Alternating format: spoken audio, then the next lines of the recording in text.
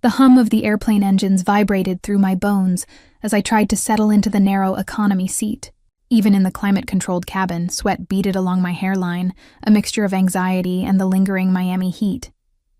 My fingers trembled slightly as I checked for the fourth time that Jaime's pacifier was within reach in the diaper bag stuffed under the seat in front of me.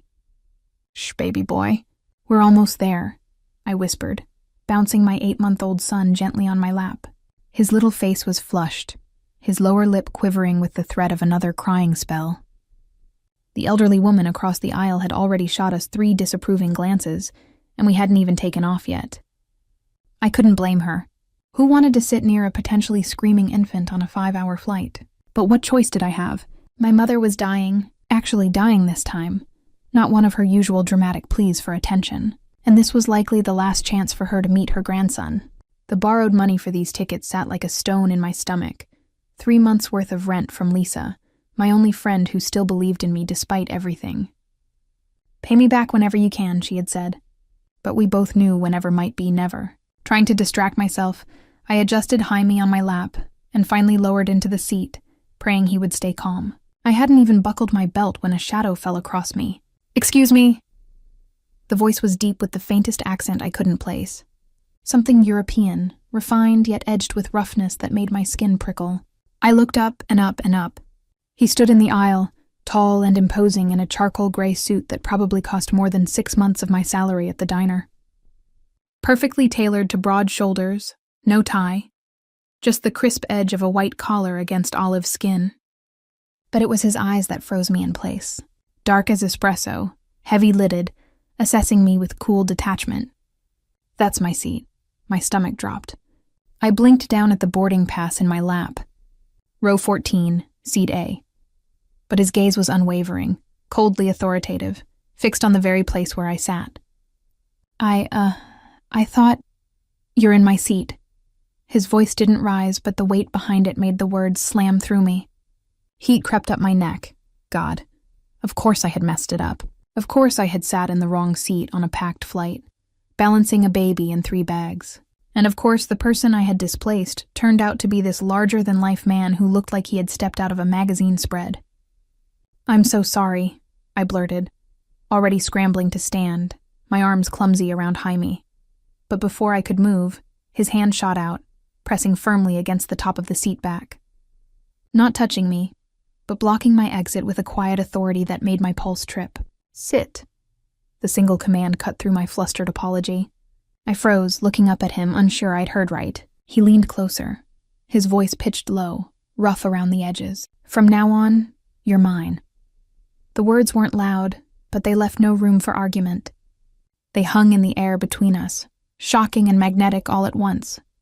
I swallowed hard, clutching Jaime closer. "I what?" His eyes didn't waver.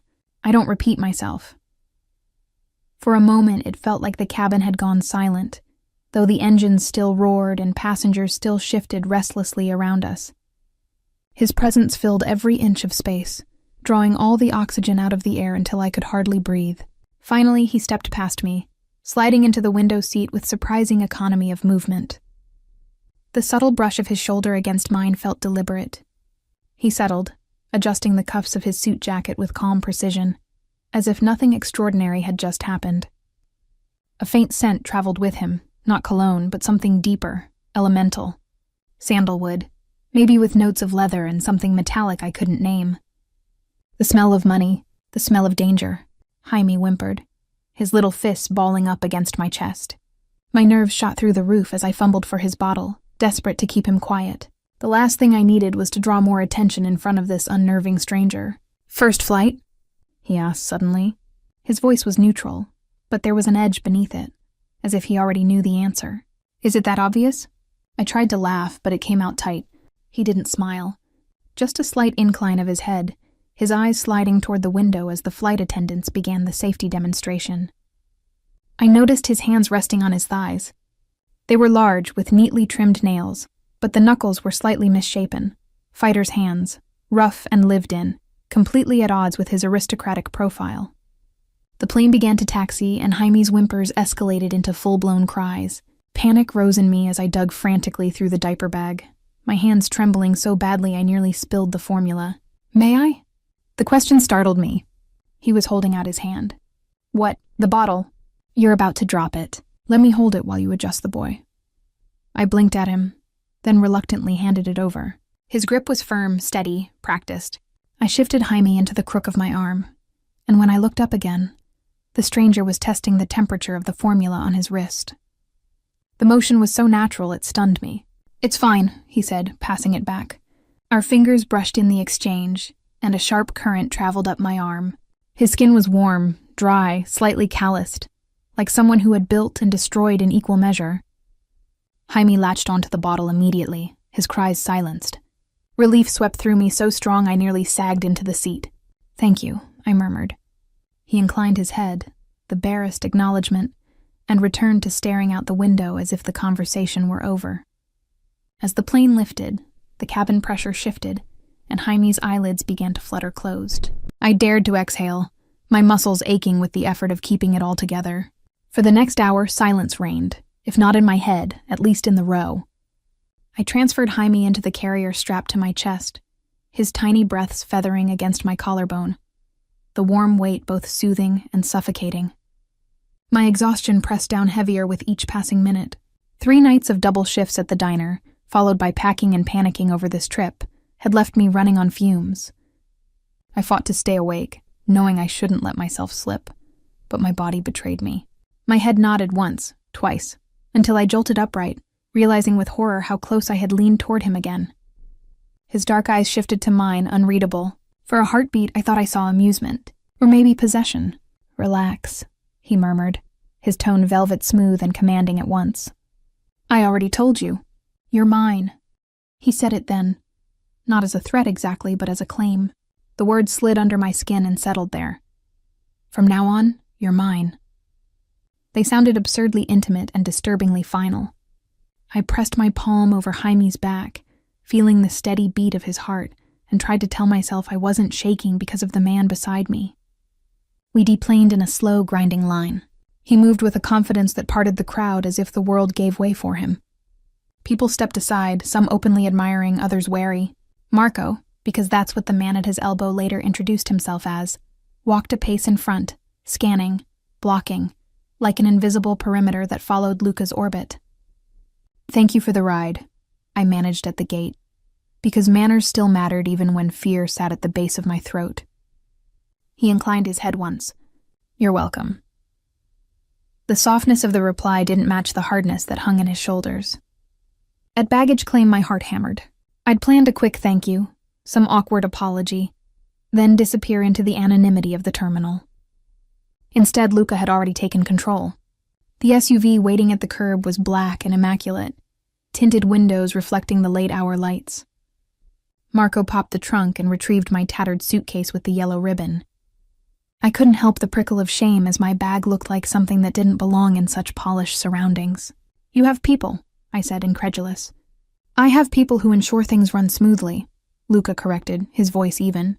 His gaze flicked to Jaime and then to me, assessing. There's a car. It will take you where you need to go.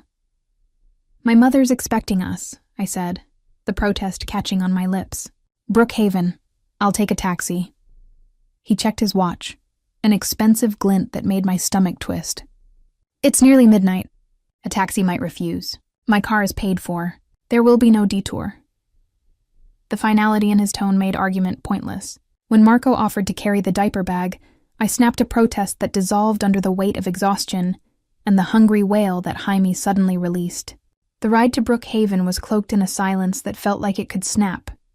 I tried to count streetlights, trace the familiar landmarks from memory, to keep my mind from spinning at the unasked questions. How did he know where my mother lived? Why was he doing this? Who was he, really? He needs changing, Luca said suddenly, as if reading my thoughts. I braced for indignation, for a shove of boundary. I'll do it, I said, because I always did. But Marco already had the portable changing kit ready, and Luca's car, of course, contained a built-in changing surface, diapers, wipes, clothing, brands I'd never heard of in my life. The efficiency of it was infuriating. You don't have to struggle, Luca said, and there was an edge, soft but unmistakable, in the way he said it that made me want to bark back that I didn't need charity.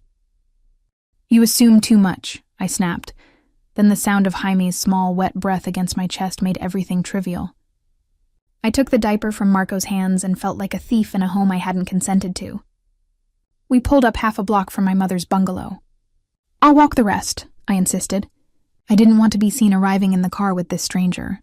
The look Luca gave me as he stepped out beside me was unreadable. He placed a light hand at the small of my back to guide me toward the sidewalk. The touch was incidental, but it burned. Mrs. Vasquez, my childhood neighbor's housekeeper who'd looked after my mother years ago, opened the door before I reached the porch. "Miss Ellie," she cried, ushering us inside with a warmth that almost undid me. The house was impossibly tidy, the air lemon-scented, a crib set up in what had once been my mother's sewing room. It felt like an intrusion dressed up as care. "You didn't have to," I started, but Luca's presence filled the room like a shadow. He moved around gently with Jaime in his arms, careful as if the child were glass. The sight of him soothing Jaime with easy murmurs that sounded like words in Italian made an odd softness bloom in my chest I couldn't trust. 3 days blurred into a montage of hospital rooms and whispered consultations. My mother took a turn that left me numb. Machines beeping, doctors' faces mercifully direct. Through it all, Luca hovered at the edges like a sentinel. He paid the bills without flourish, handled the funeral logistics, arranged a specialist to consult, and left no paper unturned. I should have been furious, this stranger sweeping our lives into order. But when the bills were paid and a tear-soaked list of chores vanished like a bad dream, gratitude leaked through my defenses. "You don't have to do this," I told him the night before the funeral, the words barely louder than the machines. "I don't expect you to repay me," he said. "Consider it an investment." The last word tasted like coin. The funeral was quiet, dignified. My mother's friends and distant family clustered around, offering platitudes that felt both sincere and hollow. I moved through the service in a fog, clutching Jaime and watching Luca move through the crowd with an authority that made murmurs hush and pockets of respect open. He held Jaime like he had known him forever, and people smiled as if that proved some kind of goodness. After the service, while guests drifted away, Luca sat across from me at my mother's kitchen table and laid a small velvet box between us. "What is that?" I asked, though the metallic glint of the ring inside answered before he could speak. He didn't look defensive. "A proposal," he said evenly. "Marriage," I laughed, sharp and unbelieving. "You can't be serious." "I am," he said. "I want you and Jaime to come with me to New York. I will provide a home, security, everything he needs. In return?" "In return?" My voice tinged with fear. "What do you want?" "Your company. Your presence. To be family." His words were simple, as if arranging a business contract rather than proposing a life-altering union. "You want to marry me?" I repeated. "You barely know me." "In 3 days I have seen enough," he said. "I've watched how you care for that boy. There is something honest in you that I want." The absurdity of it, being offered a life like this for the price of saying yes, wrenched at something primal. "And what of the rest? Your business, what exactly do you do?" I demanded, because the unspoken question hummed in my head. If he could arrange specialists, cars, and staff overnight, what else came with him? Luca's gaze turned distant for a moment. "My family built an empire," he said finally, and his voice carried a weight I didn't want to measure. "There are things I cannot share, Ellie. There will be danger at times, but I protect what's mine." Those words, "what's mine," felt like the echo of that first claim on the plane. They were possessive, and they made my skin tighten with warning. Yet the alternatives were stark. Return to Miami with debts, no safety net, a baby to feed and rent due. Or accept a marriage that guaranteed security and offered a life for Jaime that I couldn't otherwise provide. "I need time," I said, because I had to stall. I had to think beyond grief and fear. He nodded once. 3 days, he said. 3 days to decide. That is all. The night I agreed to take his card, more practical than anything else, I felt unsteady. He left a business card pressed into my palm, heavy with a phone number and a name I could hardly weigh. "Call any time," he said. "Day or night."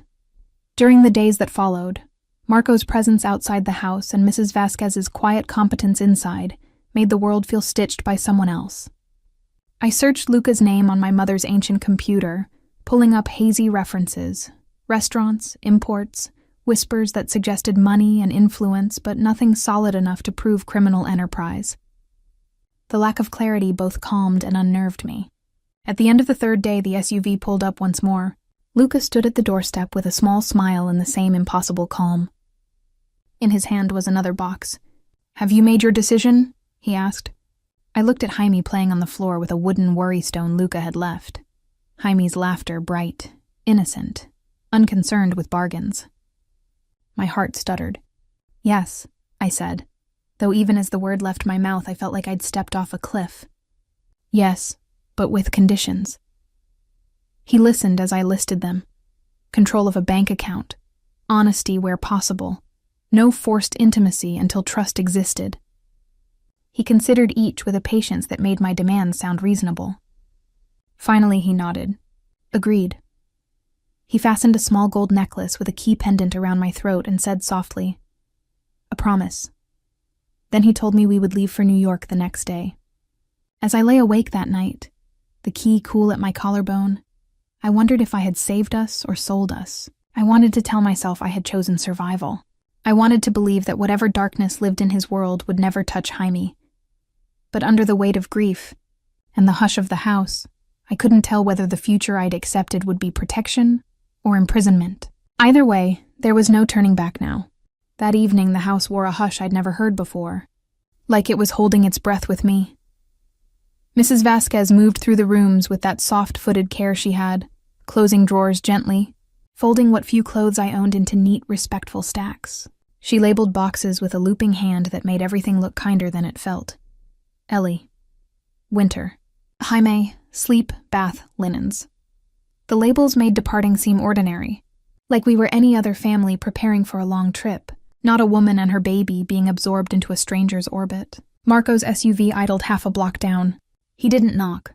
He never knocked. He existed like weather, present, watchful, neither friendly nor hostile, just inevitable. I tried not to look at the window because the sight of the vehicle made my heart spike, but somehow knowing it was there steadied me too. If I let myself admit it, the constancy felt like something I hadn't had in years. When the last of the baby bottles were sterilized and a zippered pouch held formula, wipes, and pacifiers in militant order, Mrs. Vasquez wiped her hands on a towel and turned to me. "He set up a schedule for the car," she said, voice low, as if the walls might try to overhear. 7 a.m. I'll be here at 6 to help you dress the little one and close the house." "The house," I echoed, looking around at the freshly made bed, the vase of daisies he'd sent instead of lilies. "It won't feel like mine after this. It hasn't felt like yours for a long time." Her eyes softened. "It was hers. Now you need a place that belongs to you and the boy." She didn't say with him, but the words hovered. After she left, the rooms felt too big, too quiet. Jaime breathed small, even breaths in the crib that had appeared as if by spell. I stood at the doorway watching him for a long time, one hand wrapped around the key pendant at my throat. The metal was cool, solid, a promise or a trap depending on the angle of the light. My phone buzzed. A number I hadn't saved, but already knew by heart, lit the screen. "Is everything ready?" I stared at the glow for several seconds before typing back, "Yes." There was a pause, and then, "Sleep. Tomorrow is a beginning." I wanted to ask of what, but I locked the phone and set it face down. The house ticked and settled around me, and for the first time since my mother's last word, "Be strong," I let myself cry so quietly, even the baby monitor didn't catch it. When the tears finally ran out, I crawled into bed without undressing and lay on top of the covers, the key pendant a small weight against my sternum, like a coin paid on a crossing I hadn't chosen. Dawn came silver and blunt. Mrs. Vasquez kept her promise. By 6, there was coffee warming the kitchen air and a soft clatter of cups that made it almost possible to pretend we were just early risers. Jaime woke with a squeal and a stretch that exposed a belly I kissed 3 times in a row, until he giggled hard enough to hiccup. I dressed him in a simple soft onesie and the tiny cardigan Mrs. Vasquez had knit when he was born. It was too small now, but I folded it and tucked it into the diaper bag because some pieces of the past had to come with us, even if they didn't fit. At 6:58, a precise knock sounded. 3 taps, measured. Marco. I gathered the diaper bag, lifted Jaime to my hip, and took one last look around. The daisies hadn't wilted yet. The bed was made. The air held lemon and something like closure. Outside, the morning felt new and uncaring. The SUV door opened before I reached it. "Good morning, Ms. Sullivan," Marco said with that careful neutrality that felt like a courtesy. He took the suitcase without comment, then the diaper bag. I kept my son. The drive to the airport was smooth, the sort of seamless experience people write reviews about. I watched the city unspool through the window. Every highway sign felt like a sentence ending. When we pulled up to the private terminal, of course there was a private terminal, I nearly said I couldn't go through with it. The words made it as far as my tongue and died there when I saw him. Luca stood beside the steps to a small jet, sleeves of a dark jacket pushed to his forearms, watch catching the weak sun. He looked like control-made flesh. He had the kind of stillness that made other people move around him faster. As we approached, his gaze cut to me, then softened fractionally when it slid to Jaime. "Good morning," he said. No flourish, no greeting that pretended we were something we weren't. He reached, slowly, carefully, and brushed a knuckle against Jaime's cheek. "Ready?" I nodded because words seemed dangerous, like they might spill too many meanings. We boarded. The cabin was understated, more quiet wealth than obscene display. A flight attendant with intelligent eyes offered coffee and water, her professionalism a texture the whole way through. Luca took the seat opposite mine, not beside me, and that, somehow, unclenched something in my chest. Takeoffs used to make me sick. This one didn't. Maybe it was the sleep finally banked in my body. Maybe it was the fact that I had run out of choices. The ground dropped away and clouds opened like clean pages. For the first 20 minutes, neither of us spoke, as if words might scuff the pristine quiet. Jaime pressed his palm to the window and said "bah" at the white outside like it might answer. Luca watched him with the sort of attention I had only ever seen in pediatricians and people who want things. "Paperwork is ready," he said eventually, voice low. "If you still want a small ceremony, we can do that this afternoon. Or simply notarize and wait on the formalities." I swallowed. "Small," I said. I didn't want the pretense of celebration stamped on top of grief. "Something quiet." "Quiet," he repeated, as if that were a binding term we had agreed to. He slid a file folder across the table that separated us. "Read, ask questions. Nothing will be signed until you're comfortable." I didn't open it yet. I didn't want to think in clauses and provisions. I looked at him instead. "If I say no when we land?" His mouth shifted. Not a smile, not displeasure. "Then I will take you to a hotel, put cash in your account, and make sure your utilities in Miami are current when you return. Marco will connect you with a reputable agent who will show you apartments in safer neighborhoods." I meant what I said, Ellie. I do not undo care. "And the watching from a distance?" I asked, unable to keep the edge from my voice. "Protection you didn't ask for is another word for control." He didn't flinch. "It is another word for vigilance. But yes, it is also control. I will not apologize for wanting you safe. I will apologize if I fail to respect your boundaries. You will tell me when I miss them." I couldn't decide if the honesty made him better or worse. New York greeted us with a sky that looked scrubbed and overstated. The car waiting at the foot of the stairs was different, sleek in a way that spoke of old taste, not new money. The city's noise braided through the windows as we sped along the FDR, a ripple of honks and sirens that felt like someone else's heartbeat. We didn't go to a hotel. We didn't go to a courthouse. We went to a townhouse fronted by a narrow set of steps and a door the color of a bruise. Inside was space and warmth, and the sort of quiet that cost a lot to maintain. Staff appeared the way birds appear when you scatter seed, soundless and efficient, and then vanished again. "Show Ms. Sullivan the rooms," Luca said, his voice wrapped in velvet over steel. A woman in her 50s with architectural hair led me up a polished staircase. Jaime laughed at the echo of our steps and patted the banister like it was a friend. The nursery made my eyes sting. Someone had studied my son's things, and then built a room that felt like a promise. Moon mobile, soft rug, a reading chair that understood exhaustion. I stood in the doorway holding Jaime like a buoy, and felt something inside me tilt toward relief so hard it scared me. Luca didn't crowd. He let the house do the speaking. When I finally came back downstairs, Jaime drowsy on my shoulder, he was where I had left him, hands in his pockets, gaze on the window. He turned as if he'd felt me cross the threshold.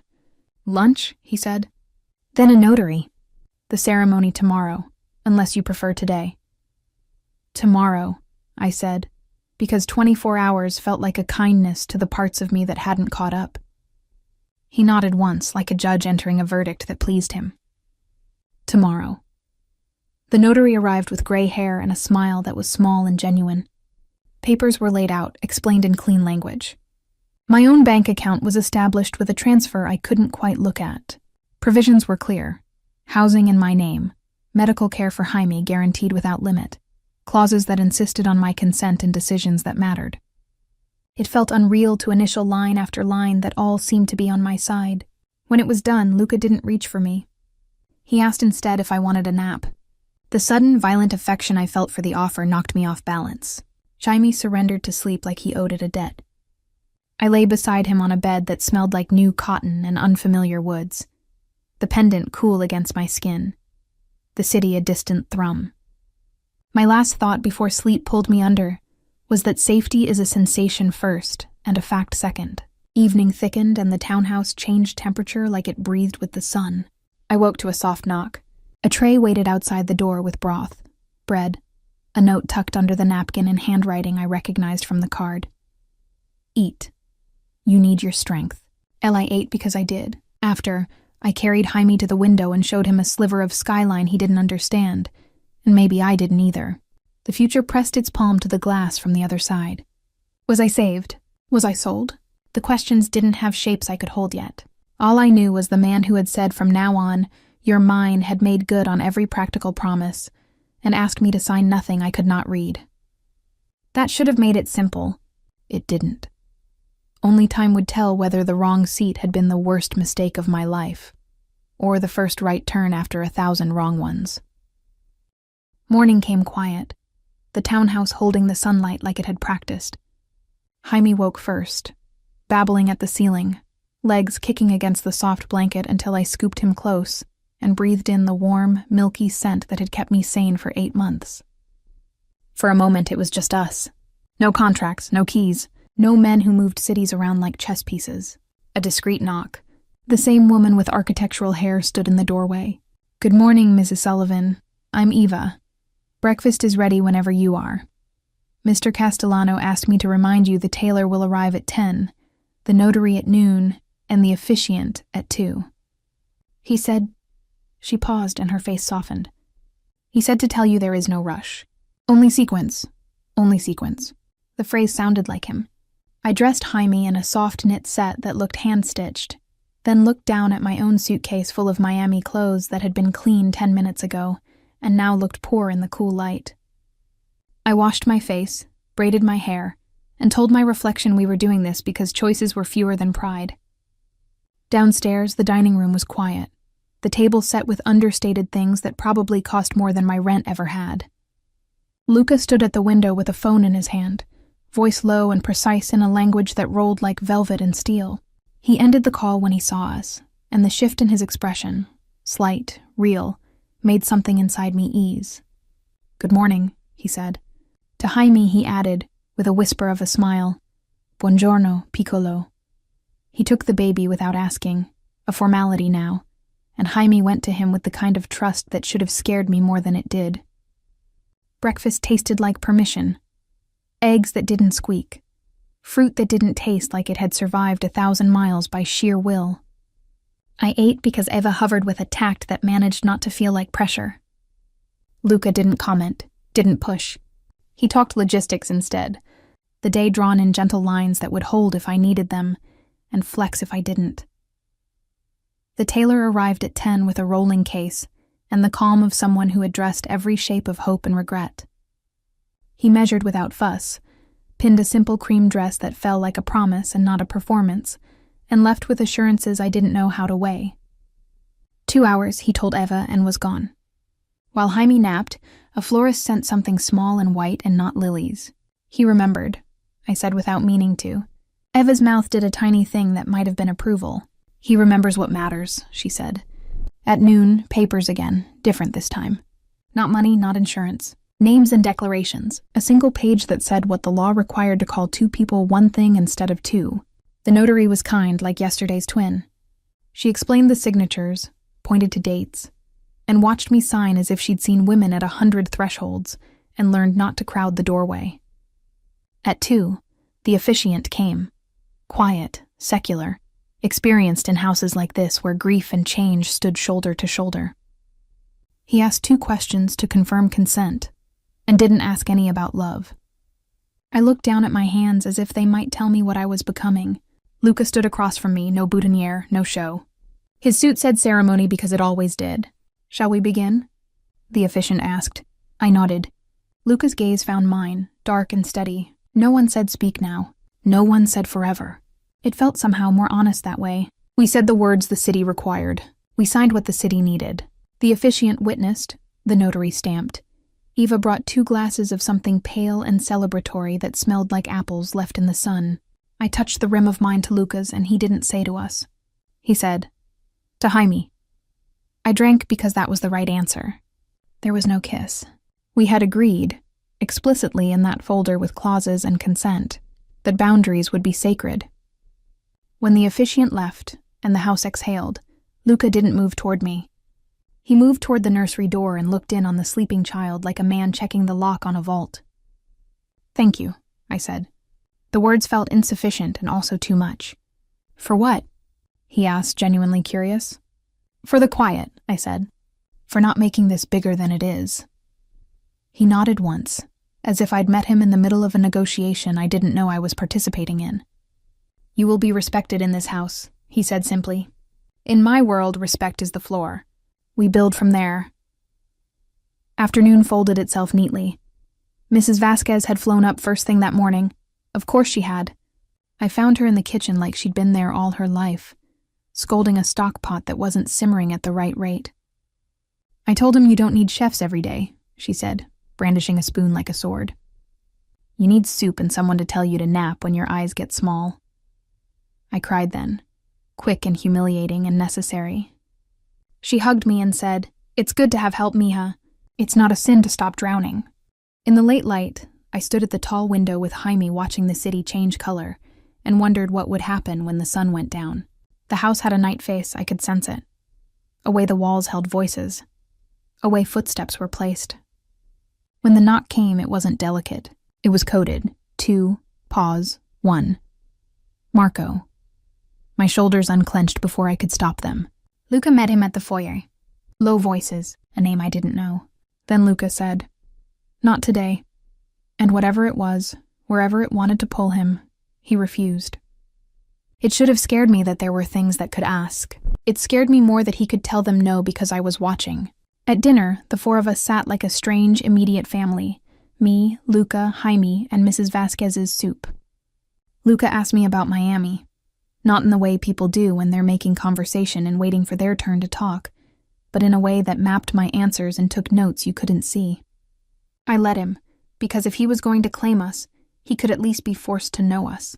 After, when the city had settled into its own rhythm and Jaime had given up his last protest against sleep, Luca walked me to the nursery door and stopped as if there were an invisible line he wouldn't cross without invitation. I will be in my study, he said. If you need anything, you call this number. He handed me a phone I hadn't noticed before. It was new, unboxed, already set up with a contact list that had 2 names, EVA and Luca. This number rings me and only me. You don't sleep? I asked, too tired to dress the question. Less than I should, he said. More than people assume. I nodded, and the quiet between us wasn't empty. Good night, I said. Buonanotte, he replied, softer than I'd ever heard him. When I woke at 2 to the baby monitor's rustle, I found a text on the new phone I didn't remember hearing arrive. If he wakes and wants to walk, the terrace is secure. There is a blanket in the left cabinet. It should have felt invasive. Him knowing our hours, predicting our needs.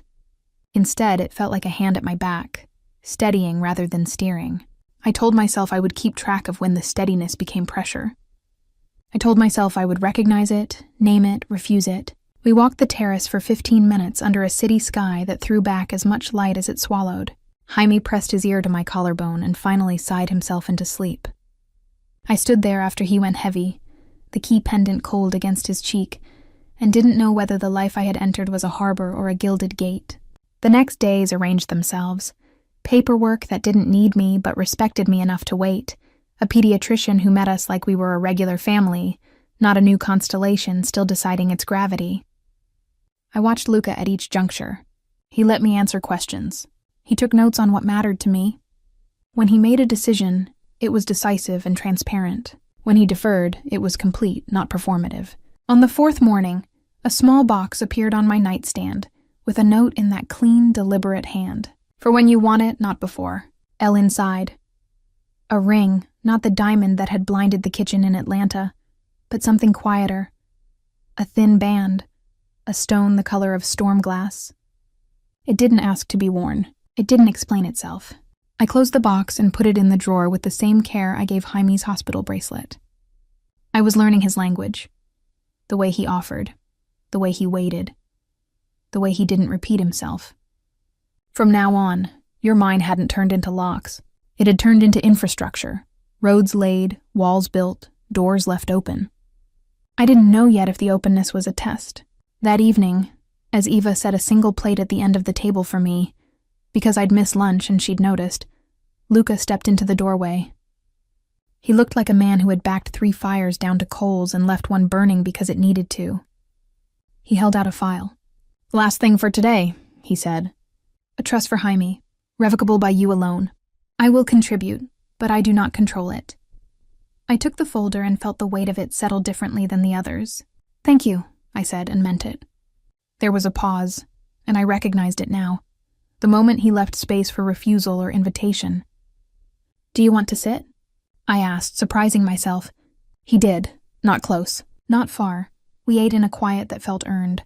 When he stood to go, he said, almost as an afterthought, "Tomorrow I will be out for several hours. Marco will remain. If anyone asks for me, no one will. But if they do, you say nothing. You owe no explanations. Is it business?" I asked, aware that the word did too much work. "It is keeping the roof over the rooms where you and he sleep dry," he said. Nothing more poetic than that. I could have asked for details. Instead, I asked the only question that mattered to the part of me that kept watch. "Is it safe? For you?" "Yes." He didn't promise safety for himself, and for the first time I understood the arithmetic he lived by.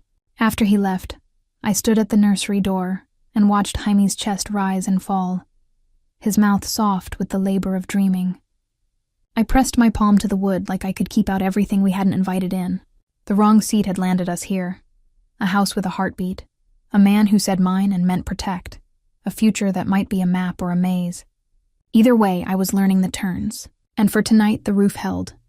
The next morning dawned gray, the kind of sky that made the city look washed and waiting. I woke to Jaime babbling against the crib rail, his little fists pounding like he was calling his own roll call. I lifted him, kissed the crease of his neck, and carried him downstairs. The townhouse was quieter than usual.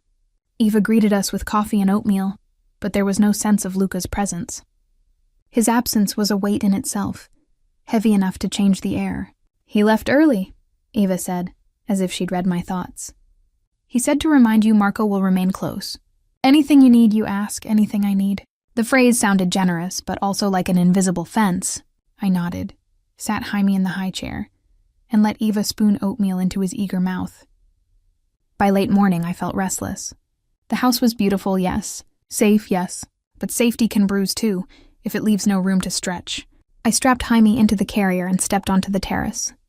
Marco was there, leaning against the opposite building wall, his gaze sweeping the street with professional calm. His head dipped once in acknowledgement.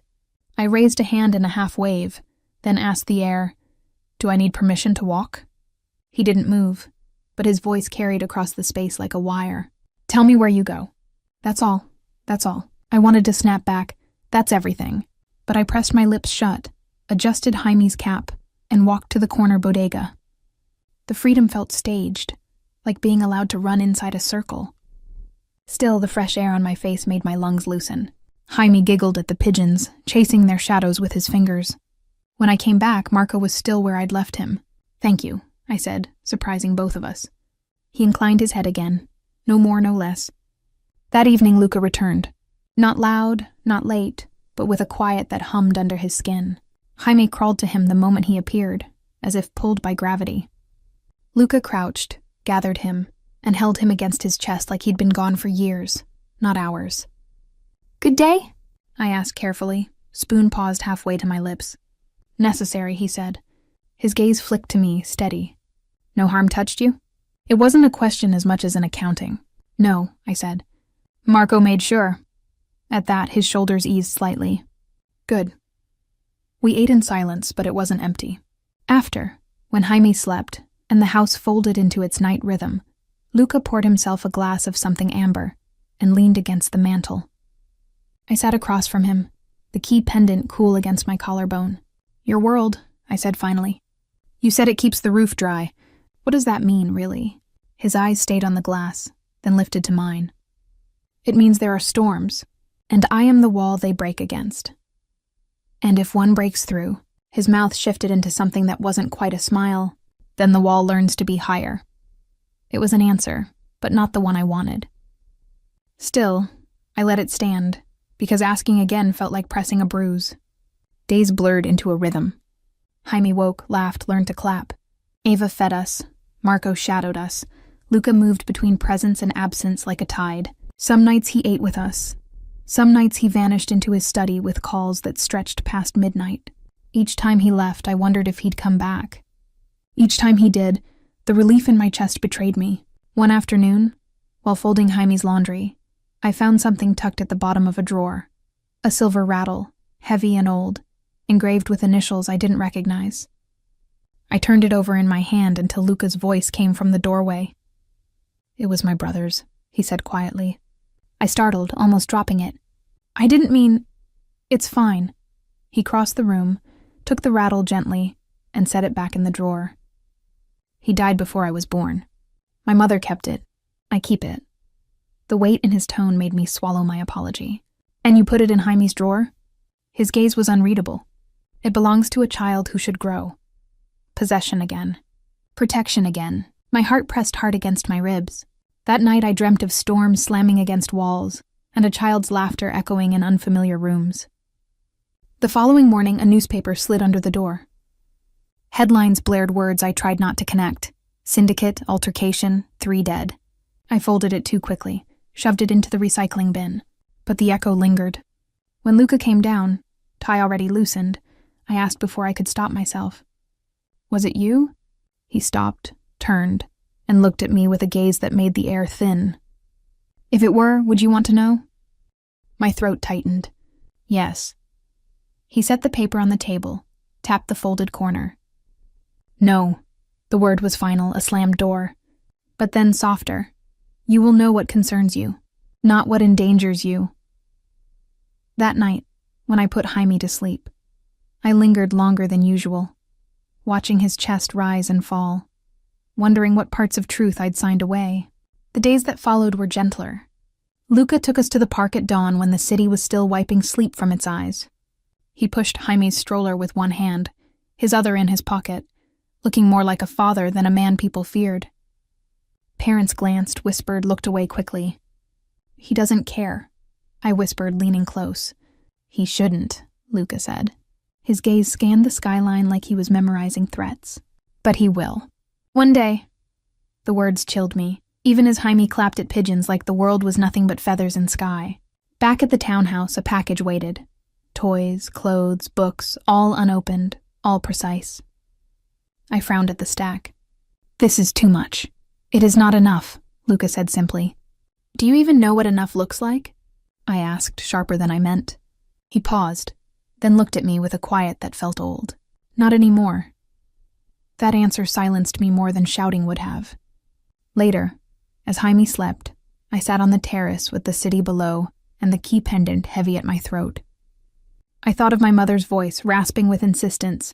Promise me you'll give him better. Was this better? The door slid open behind me. Luca stepped out, hands in his pockets. Gaze on me like I was a question he'd been rehearsing. You're unhappy, he said. Not asked, stated. I'm uncertain, I admitted. This feels like someone else's life. He nodded slowly. Then make it yours. Change what you want. Nothing here is untouchable except your safety. My safety, I echoed. Or your control. His eyes darkened. The two are not always different. The honesty rattled me. I looked away first. Inside, Jaime stirred in his crib. A small sound. A tether. I went to him, brushed his hair back, whispered, I've got you. But I couldn't tell if the words were a promise to him or to myself. The next morning, I decided to test the edges he'd offered me. I want to take Jaime out, I told Eva over coffee. Not the park. A walk, a cafe, somewhere that doesn't smell like polished wood and quiet money. Eva's eyes flicked toward the hallway, where footsteps meant Marco was a fact, not a person. Tell him where, she said gently. He will adapt. Does he adapt, I asked, or does the world adapt around him? She didn't answer. She didn't need to. I strapped Jaime into the stroller and texted the number Luca had given me, taking him to a cafe on Lexington. Back in an hour. The reply was immediate. Marco is with you. Of course he was. When we turned the first corner, he was a shadow reflected in storefront glass, a fixed star I could measure distance by. I told myself the air felt good on my face because of weather, not permission. The cafe was small and crowded in the New York way that makes you feel less alone. I folded the stroller near the table, ordered an iced coffee, and gave Jaime a rice puff he treated like treasure. For 10 minutes, I let myself pretend we were just a mother and her boy in a city big enough to forget us. A man in a rumpled blazer stopped by our table. Cute kid, he said, smile easy. Thanks, I answered, aiming for polite and closed. His gaze slid to the stroller, to me, then past my shoulder toward the street. You live in the brownstone with the blue door? My fingers tightened around the cup. No. He leaned in, lowering his voice. Listen. You don't know what you... He didn't finish.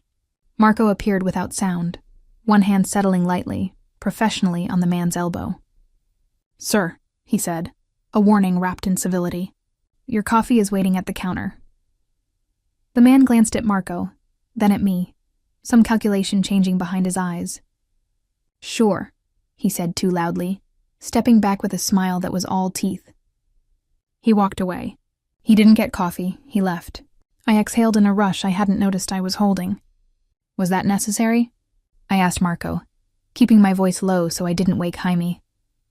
Yes, he said simply. On the walk back, the city felt sharper, outlines inked in thicker lines. In the townhouse foyer, I unbuckled Jaime with hands that wouldn't stop trembling. Luca was waiting in the library, jacket off, sleeves rolled, the knot in his jaw visible before he spoke. Why did you engage? He asked, voice quiet in a way that made it worse. I didn't. He spoke to me. Then you disengage. He took a step closer, stopped himself. If someone approaches, you move. You leave. You text me. Heat flared in my chest. I can't live like a ghost, Luca. People talk. In cities, people talk.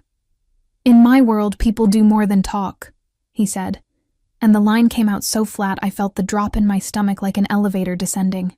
He scrubbed a hand over his face, then forced air out through his nose. I will make it easier. For me, I said, or for you? For both, he said, and left before I could argue. That afternoon, a woman with watchful eyes and a sensible ponytail arrived at the townhouse. She wore dark trousers, clean sneakers, no jewelry. She looked like every other nanny and none of them. Ellie, she said, offering a hand I took before I could decide not to. I'm Lara. I head the protective team when Mr. Castellano isn't available. I'll be your shadow when you want to move more freely. Protective team, I repeated, like a movie. Less interesting than movies, she said. More boring. If we're doing it right, you get to forget we're there. I looked at her, at the kindness that had been polished into competence. Can you be invisible inside my life? No, she said, honest enough to win me. But I can be quiet. With Lara, freedom felt less like a fence. She let me choose the route, the cafe, the bench in the sun. She stood where she could see reflections. She liked Jaime immediately, which was an advantage in the economy of my trust.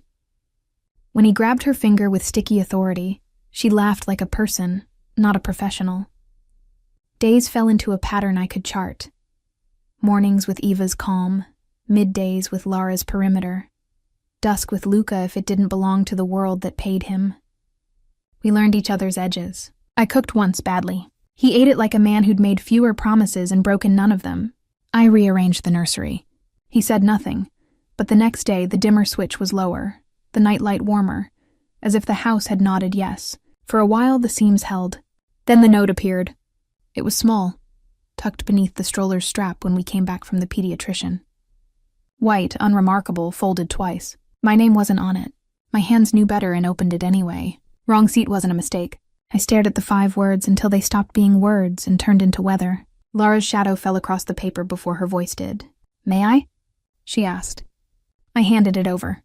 She read once, twice, then lifted her gaze to mine. "Who saw you take it?" "No one," I whispered, the truth feeling like a lie I'd told myself. "We were careful." She nodded, already moving through quiet procedures I couldn't see. "Upstairs," she said. "Now." In the library, Luca listened without interruption, as Lara laid the note on his desk. When she finished, he didn't touch it. He didn't move for a beat that stretched. Then he said, "Burn it." Lara lifted a brow. "Forensics?" "Later," he said. "This is theater. We don't give the theater an audience." She took the note and left like a soldier. "It could be a stupid prank," I said, hearing how thin it sounded. "It could be," he agreed, and the agreement offered no comfort. He stood, came around the desk, and stopped with his palms braced on the wood like he needed the room to hold him. "Where did you go?" "From door to door," I told him. "Every corner, every light, every stop I remembered, and a few I might have imagined." When I finished, he was very still. "Nothing changes," he said finally, surprising me. "You do not lose freedom because someone wants you to feel hunted. You will go where you wish. You will tell us. We will make it safe." Anger and relief hit at the same time. "You can't guarantee that." "No," he said. "I can't." We sat in that truth for a while, 2 people who had built a house on it and were still startled by the draft. That night, after Jaime fell into the heavy sleep of a child who had conquered the day, Luca stood in the doorway to the nursery, watching the rise and fall of a small rib cage protected by walls and wishes. "I will not put you in a box," he said without looking at me. "I refuse cages, even gilded ones." "Is that what this is?" I asked. "A refusal?" "It's a design," he said. "Doors that lock from the inside, windows that open, lines that blur when you need them to." "You're describing a maze," I said quietly. He turned then, the corner of his mouth almost soft. "Only if you forget you have the map." The next days were measured in small defiance. I took the subway one stop with Lara's disapproval at temperature and not a word. I bought secondhand books for Jaime and mailed one to Lisa with a note that didn't explain enough. I made a doctor's appointment for myself because my body had become a thing I managed around survival, and now it asked for more. When I came home from that appointment, there were flowers on the hall table. Not lilies, not daisies. Wild things that looked like they'd tried to grow between sidewalk cracks and been given a vase instead. The note was simple. "You don't have to ask for permission to be well." Eli stared at it until my eyes blurred and then laughed at myself, because joy felt like something I needed to practice. That evening he was late. The study lights stayed on past midnight. I fell asleep in the rocking chair with Jaime heavy across my legs and woke to a blanket I hadn't fetched. In the morning, the newspaper had a different headline. "Deal averts. Violence." The words were a bandage on a wound I hadn't seen. Luca came down with shadows under his eyes and a voice that sounded scraped. He poured coffee and didn't drink it. "You look like a man who wrestled a storm," I said. "It wrestled back," he said, and for once the smile made it all the way to his eyes. He reached for the mug, reconsidered, then looked at me as if choosing the word. "Thank you." "For what?" "For staying. I hadn't said I would. I hadn't said I wouldn't. But in that moment, with the city catching light on the edges and Jaime reaching toward him with fists that believed in gravity and fathers. I realized I was no longer standing at the door. I was somewhere inside the room, learning where the windows were. Later, while Jaime napped and Ava hummed an old song that might have been a prayer, I opened the drawer and took out the smaller ring, the one that didn't ask, the one that waited. I didn't put it on. I set it on the table where I could see it from the chair, and let it be a question I wasn't afraid of anymore. My phone buzzed. A text from an unfamiliar number that somehow I recognized. "Stop pretending this is love." I stared at it until Lara's shadow found me again. "Block it?" she asked. "No," I said, surprising both of us. "Save it, it's a reminder." "Of what?" "That love isn't the only reason people choose a life," I said. "Sometimes safety is a feeling first. Sometimes it becomes a fact." Lara studied me, nodded once, and slipped back into the quiet. That night, Lucas stood at the terrace rail with the city breathing below us. "The note was handled," he said. "The text will be traced. Will you tell me who?" I asked. "If it concerns you," he said. "And if it endangers me?" I pressed. "Then you will know," he said. And for the first time, I believed the difference mattered. I turned the small ring on the table with one finger. "Do doors that lock from the inside come with keys?" He glanced at the pendant at my throat, then back at my face. "They do now." The wrong seat had started a story that might have been a warning. In the quiet between his words and mine, in the space between protection and possession, I felt something like a beginning choose us back. The next morning arrived in pieces, a clatter from the kitchen, Jaime's babble, the city coughing itself awake. I carried my son to the window and let him pat the glass while taxis stitched yellow lines onto wet pavement. Behind me, the new phone lit with a message from a number I knew now. Trace confirmed. "Noise, not fire. You're safe." Noise, not fire. I wanted to let the words settle like a blanket, but noise can still make you flinch. I set the phone down and pressed my lips to the top of Jaime's head. He smelled like sleep and soap and the kind of clean that isn't about money. Ava had made pancakes with edges the color of old books. "Eat," she said, sliding a plate toward me. "You think better when your blood sugar behaves." "I've been thinking anyway," I said. "Then you'll be dangerous when you're fed." She winked, as if this were a plan we had made together. Luca didn't appear at breakfast. The house carried his absence like a note held under a thumb, muted but humming. I told myself I was fine with that.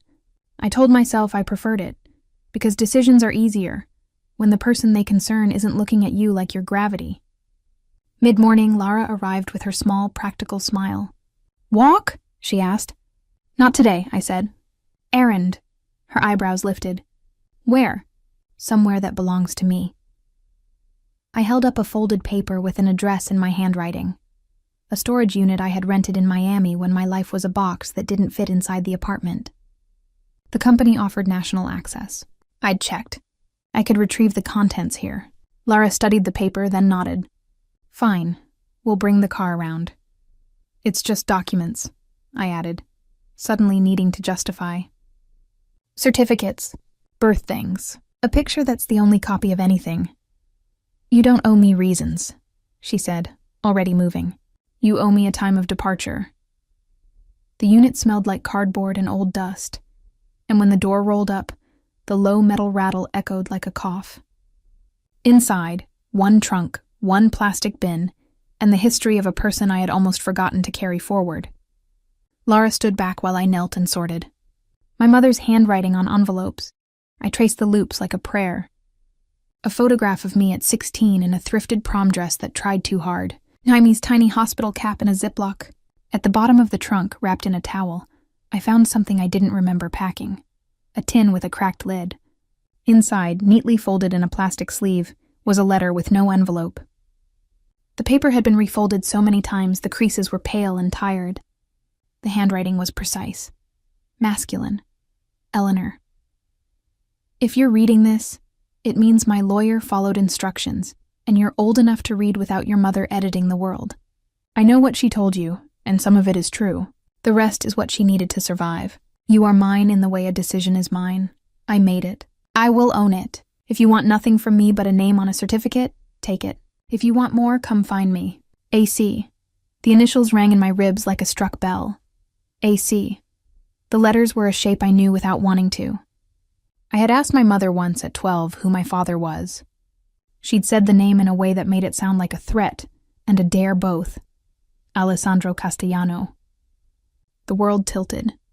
AC became LC on my tongue, and I felt the floor of the storage unit lurch. Laura's voice found me through the blood rush in my ears. "Ellie?" she asked, softer than I'd ever heard her. "You're white." I folded the letter, put it back in the tin, and closed the lid with a click that felt too loud. "I'm okay," I lied. "Just old ghosts." "Ghosts don't kill you," she said, helping me stand. "Tripping over them when you don't look where you're going does." She didn't ask to see the letter. She didn't tell me to show it to him. She simply put a hand under my elbow until the room steadied. Back at the townhouse, I tucked the tin into the bottom drawer of my nightstand and shut the wood on the thrum in my veins. Then I sat on the bed and stared at the key around my neck like it might unlock answers I hadn't asked for. He found me in the afternoon, a shadow lengthening through the doorway before his voice arrived. "You went out," he said, not accusing, not neutral. "Lara said you retrieved documents." "I did." He waited. He had learned patience as a weapon and as a mercy. "Anything you need my help with?" he asked finally. "No," I said. And then, because the truth weighed more when you divided it, "Yes. Maybe." "What is it?" His tone didn't change, but the room did. Smaller, closer. I stood, walked past him to the window because distance felt like oxygen. "My father," I said to the glass. I found a letter. Silence became a canvas. His steps didn't sound when he crossed the room. When he spoke, it was behind me, close, a warmth at my back that wasn't touch. "From?" "Alessandro Castellano." I turned then because the name had to be looked at. AC. The shift in him was almost invisible, like a wire pulled tight, like a gun cocked in a pocket. His face didn't change, but the color in the room did. "Your mother told you?" "She told me a name once," I said. I didn't believe it. Believing made it real and unreal at the same time. "I need to see the letter," he said, and the need wasn't about paper. I went to the drawer, took out the tin, and handed him the folded page. He read it quickly, then again slower, as if the spaces between words might confess. When he finished, he held the paper like it could bleed. "He was my father," he said, the words flat but steady. "By blood, by law, not by anything that mattered." The air went thinner. "You knew he—" "Yes," Luca said, cutting cleanly through the tangle. I knew he was a man who had other lives, other rooms he kept his names in. He refolded the letter and placed it on the nightstand like an offering. "If what you are asking is whether this makes you more mine, the answer is that it changes nothing. If what you are asking is whether this makes you less free, the answer is also nothing. Blood is logistics, choice is architecture." I sat down because my knees were tired of pretending. He said, "If you want more, come find me." "He's dead," Luca said without ceremony. "He cannot be found or forgiven." "What about the wanting?" I whispered. He didn't answer immediately. When he did, his voice had softened into something that made my throat ache. "Wanting a father is not a sin. Mistaking a man for one when he is a producer of coins and consequences is the only mistake you can still avoid." "Is that what you are?" I asked, not to hurt but to measure. "A producer of coins and consequences?" "Yes," he said, and something like relief moved through me because it was the only answer I could trust. "And a man who learned to be a wall when doors failed." He left me with the letter in the shape of a choice I hadn't known I was making. I put the paper back in the tin back in the drawer, and lay down beside my sleeping son, because some decisions require horizontal thinking. When I woke, the sky had turned the color of low fruit. A text waited. Terrace. Lai went. He stood at the rail with the city in his hands. He didn't turn when I stepped out. He knew I was there like houses know their inhabitants. I stood beside him and let the night find my eyes. "Tell me what staying looks like," I said, because the question had grown teeth and wanted feeding. "Staying looks like rooms that remember your footsteps," he said. "Doctors who answer your calls at midnight. Schools that know his name because his mother wore out 2 pairs of shoes to make sure he got there." "And leaving?" "Leaving looks like a woman who can breathe without asking permission from her own lungs," he said. A boy who learns his mother is a country and he is a citizen, not a possession. The words trembled the railing under my hands. You just argued for both. I argued for Jamie, he said. The argument for you is the one you write. I turned to him then, because some decisions needed a face to throw themselves against. If I leave, will you make it hard? No, he met my gaze unblinking. I will make it safe, for both of you. I will be noise, not fire. I will be a wall you don't see, not a door you cannot open. And if I stay, then we will learn to share oxygen, he said, a ghost of something like humor in the word. I will not cut your air to keep you close. I laughed, a small, surprised sound. Is that a vow? It's a design, he said again. I prefer designs to vows. I thought of my mother, of the motel rooms we had memorized to avoid rent collectors, of the promises she had made that were really prayers. I thought of the wrong seat, the way a single mistake had turned into a map. I thought of a letter from a dead man and a living one who told me the truth even when it cheapened him. I want to try staying, I said, and the wanting landed with more mercy than I expected. But I won't call it love to make it look prettier. I won't ask you to, he said. Then we're agreed. The pendant was cool at my throat. I pressed it between thumb and forefinger until it warmed. We stay. We build. He nodded once, the kind of nod that moves money and men. We build. He didn't reach for me. He didn't step closer. He stood like a wall that had learned not to lean. The city breathed. Somewhere downstairs, Eva laughed at something on the radio. Inside my chest, a flock of birds that had been flying for months finally landed. Later, after Jaime was fed and the dishwasher hummed like a distant engine, I took the smaller ring from the drawer and slipped it onto a chain. Not on my finger, not yet.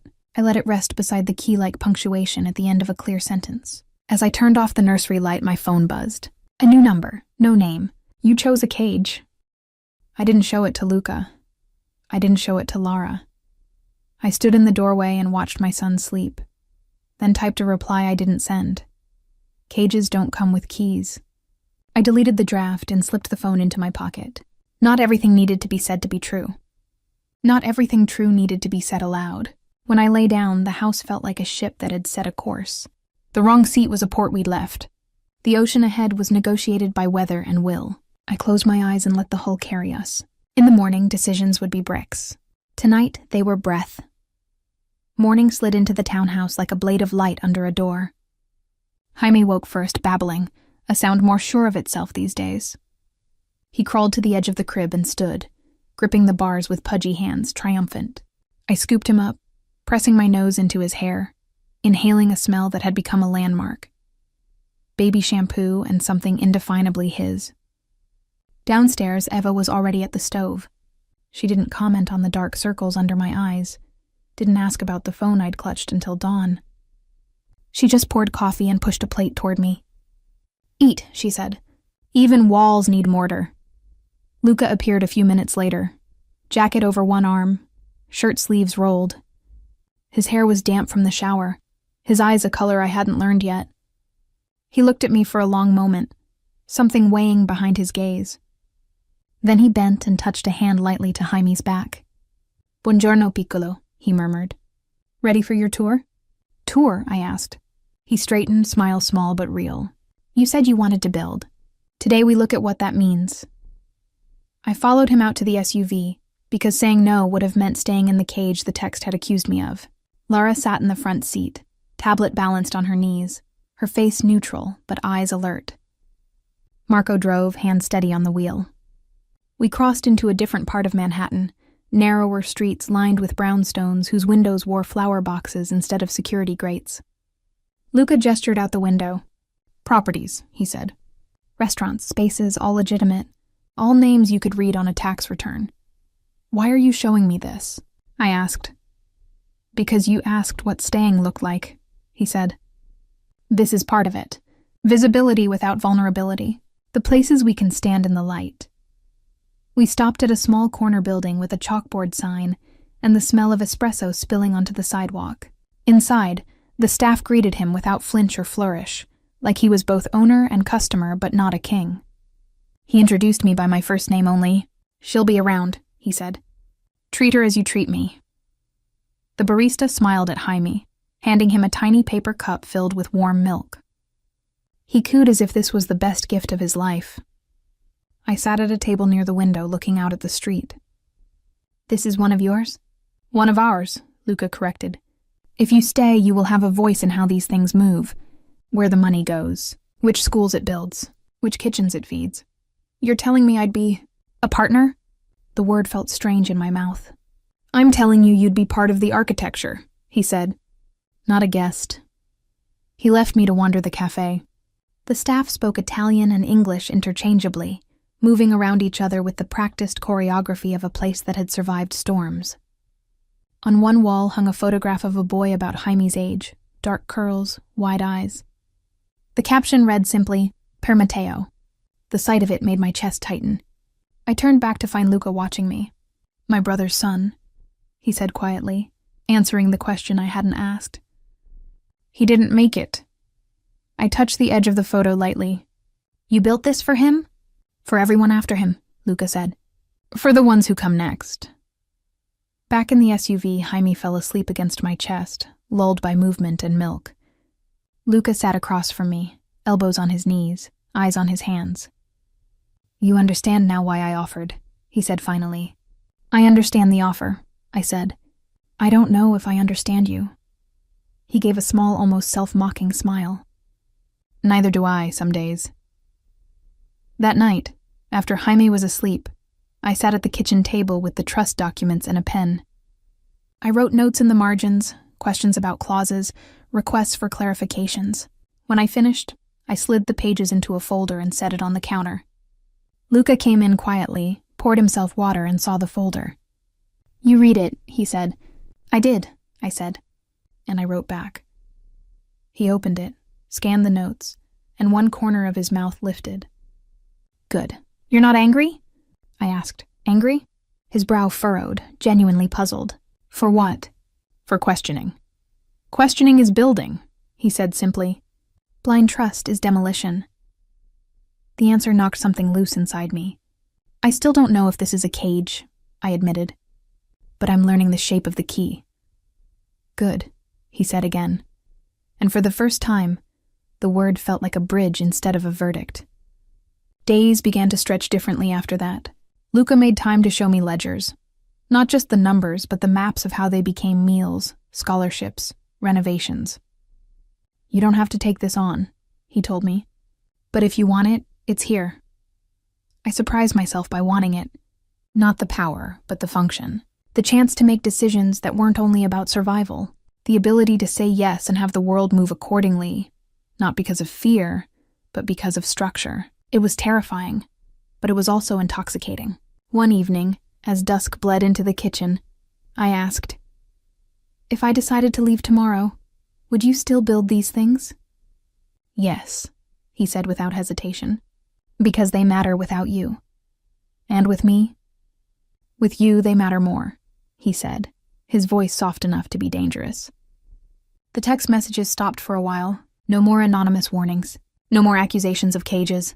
Instead, postcards began arriving at the townhouse. Blank on the back, except for a single printed word. "Run." Ava found one tucked under a bouquet. Lara intercepted another at the security gate. She showed it to me without comment, then shredded it. "Whoever it is," she said, "they're trying to get in your head. Stay in your body."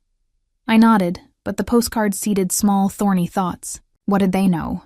What did they want me to believe? At night, I lay awake listening to Jaime's breath, Luca's low voice in another room, the city whispering through the windows.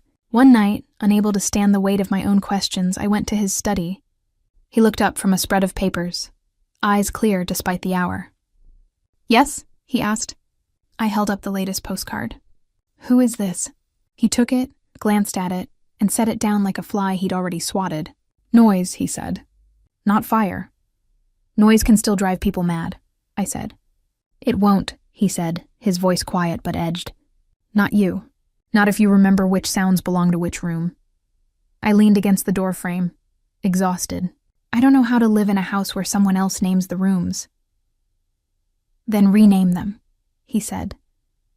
and the softness in his tone startled me. "Tell me what you want them to be." I stared at him, at the man who had said from now on, "You're mine," and now offered me the pen to write the map. "Maybe that's the beginning," I said. "Renaming." "Begin," he said, and turned back to his papers like the matter had been settled. Upstairs, in the nursery, Jaime stirred and rolled onto his back, his tiny hand reaching into the empty air. I took his hand and whispered, "We're beginning."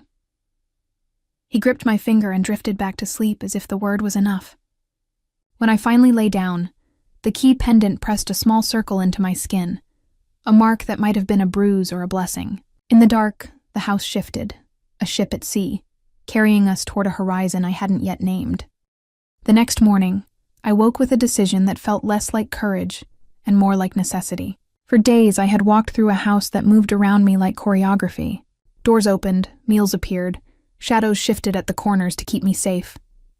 But safety, I realized, wasn't enough. If I was staying, if I was building, then something had to carry my fingerprints. At breakfast, I pushed the folder of trust documents aside and cleared my throat.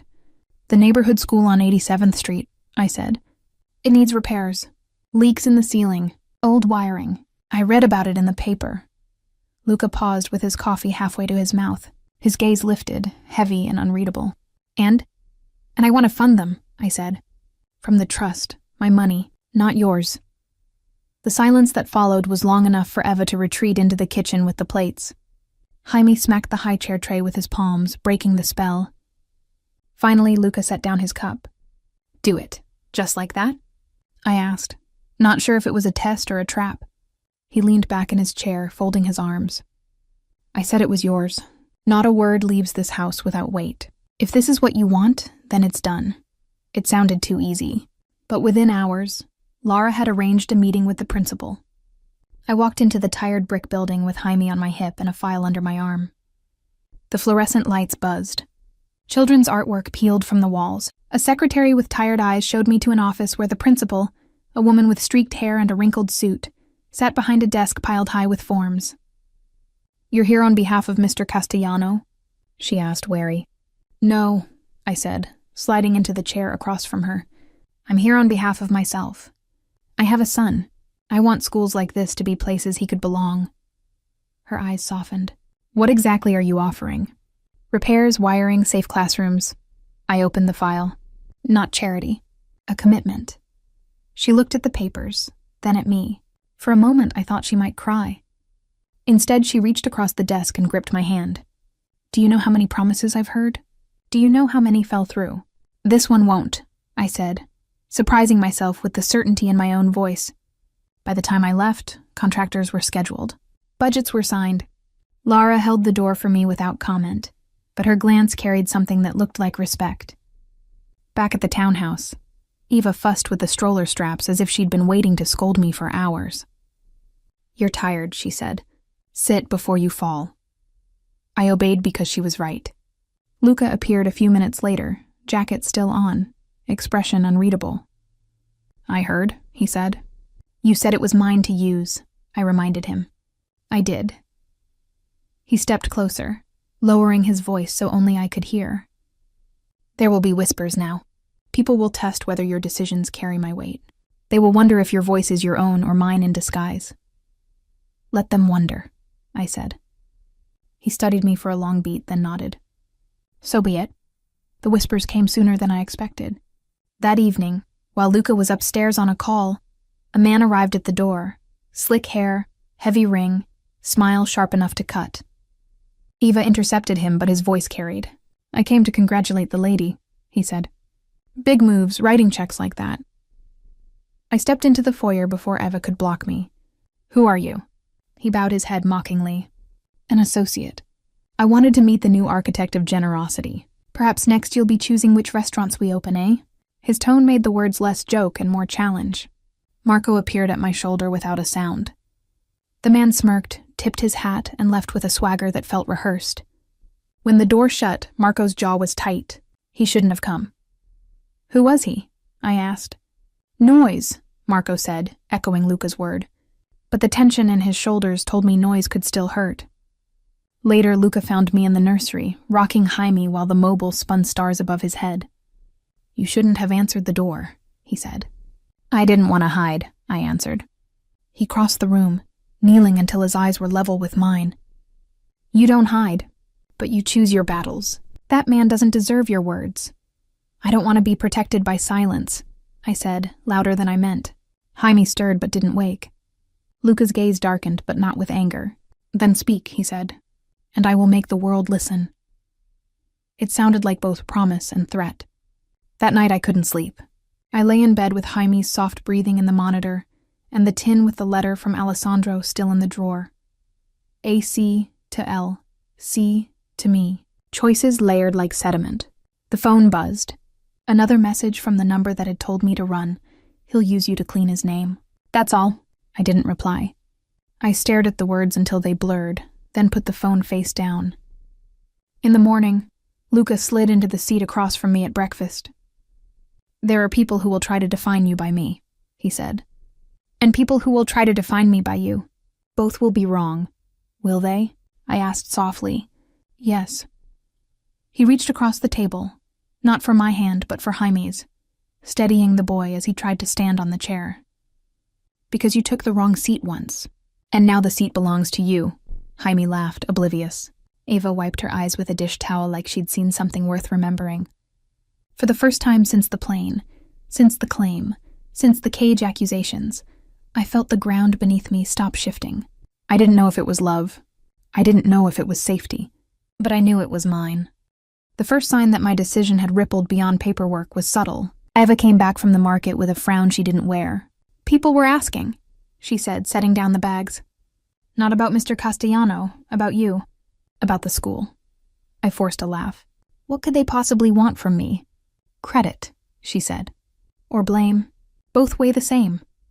By noon, the contractors had started at the school. Photos appeared on social media. Scaffolding going up, wiring ripped out, walls being painted. I liked one, quietly, from an anonymous account. Within an hour, a comment appeared under it. "A good mother shouldn't gamble with her son's safety." I stared at the words until they went blurry. When I looked up, Laura was already watching me from across the room. She didn't ask for the phone. She didn't need to. "Noise?" I asked, my voice small. "Not yet," she said, "but listen to the pitch. Noise at that frequency can break glass." That evening, Luca came home earlier than usual. His tie was gone, his jaw tight. He didn't speak until Eva carried Jaime upstairs for a bath. Then he set a thin file on the table in front of me. "They're trying to see if you bleed," he said. "An article will run tomorrow. It will say the donation was a cover, that you're a front for laundering." My stomach turned. I used my own account. "Doesn't matter," he said. "Perception eats facts for breakfast." I pressed my palms flat on the table to steady them. "I'm not hiding." "You won't," he said. "But you will have company." He glanced toward the door. "Lara will double the team. Marco will be closer. No changes to your routine. That shows strength." "Strength," I echoed. "Or a cage." He met my gaze. "A fortress, Ellie. One you can open from the inside." "That's the difference." The next day began normally enough. Jaime spilled oatmeal. Ava scolded gently. The city hummed. But as I wheeled the stroller out for a walk, 2 men stepped from a parked van. They didn't block me, just fell into step on either side, smiles fixed. "Congratulations," one said. "Big patron now, huh?" "I'm sorry, do I know you?" I asked, my pulse spiking. "Not yet," the other said. "But we'd like to. Talk about how decisions get made." Lara materialized between us, her hand light on my elbow. "She has nothing to say," she said, voice calm. "She's been saying plenty with her checkbook," the first man said, grin widening. "Mr. Castellano know you're playing Civic Angel?" "She's done," Lara said. Her tone shifted from polite to something else. "Step back." They didn't. Jaime whimpered. My throat closed. Then a black sedan pulled to the curb with the quiet of something inevitable. Marco stepped out, posture loose but eyes hard. "Gentlemen," he said, as if greeting old friends. "You're standing in the wrong street." The men hesitated. Something passed between them and Marco, a language of glances and muscle memory. Then they backed away, hands raised in mock surrender. "We're just saying hi," one called. "No harm." They climbed back into the van and drove off. I exhaled so hard my knees shook. Lara guided me into the sedan. Marco shut the door and got behind the wheel. "Back home," he said. In the back seat, I clutched Jaime to my chest, his small heart hammering against mine. "They knew my name," I whispered. "They knew you're not afraid to write one," Lara said quietly. When we reached the townhouse, Luca was waiting in the foyer. He took one look at my face and crossed the space in 2 strides, his hands hovering but not touching. "You're both unhurt?" he asked. "Yes," I said. "Thanks to them." He nodded to Lara and Marco. "Go," he said. "I'll call you." They vanished like shadows at dusk. Then he turned back to me. "This is what happens when you put your hands on the world," he said. "It puts its hands back. I wanted to help a school," I said, my voice breaking. "Not start a war." "This isn't war," he said softly. "This is the first push on a door that doesn't like to open." I sat on the bottom step, Jaime clinging to my shirt, tears blurring my vision. "Tell me it was worth it." "It will be," he said, kneeling until his eyes were level with mine. "But you don't have to stand alone to make it so." I shook my head. "I don't know if I can do this." He reached out slowly, palm up between us. "Then let me teach you how to hold a door without letting it crush you." I didn't take his hand. Not yet. But I didn't stand up and run either. That night, after Jaime slept, I found myself on the terrace again. The city below glittered like spilled glass. Luca joined me, leaning on the rail, a silhouette against the skyline. "They'll keep testing," he said. "Noise, whispers, maybe more. It won't stop until they know what you're made of." "I'm not made of steel," I said. "No," he agreed. "You're made of something better. You bend. Steel breaks." Silence stretched, softer this time. I turned to him. "If they come for Jaime, they won't," he said, voice a low certainty. "Because they know what I'll do, and because now they've seen what you'll do." "What I'll do?" I asked, startled. "You didn't hide today," he said. "You stood." They noticed. "That matters." A gust lifted the edge of his shirt, the key pendant around my neck glinting in the dim light like a signal. I touched it, feeling its weight, and wondered if I was still carrying a cage, or if I'd begun to shape a key.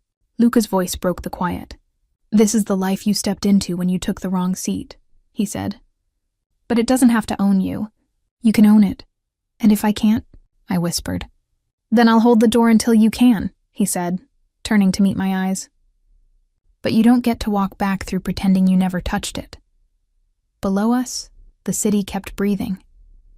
Inside, Jaime dreamed. And above, for the first time since Miami, I felt the strange certainty of a horizon forming. A cliff or a bridge, I couldn't tell which. But ours to reach all the same. The next morning began deceptively quiet. Jaime sat in his high chair smearing banana across his tray with the joy of a boy who believed in mess. Ava hummed while rinsing dishes. From the outside, it looked like any other morning. But underneath, the air felt charged, like a wire humming before it sparks. I couldn't stop replaying the encounter, the men who knew my name, the grin that said they wanted to test me. Noise, Luca had called it. But noise carried echo. When Luca came down, his tie already loosened, his gaze landed on me before it did on anything else. "You didn't sleep," he said. "I couldn't," I admitted. Every time I closed my eyes, I saw their faces, heard their voices. "You stood," he said simply, as though that balanced the scales. "I don't want to just stand," I said. "I don't want to wait for them to push again." His head tilted slightly. "Then what do you want?" I surprised myself with the answer. "I want to choose where we stand, not wait for them to pick the ground." For a long moment he was silent, as if measuring the shape of my words. Then he nodded once. "Then you need information. Knowledge is ground." By afternoon, Lara was driving me through parts of the city I had only ever passed on the subway.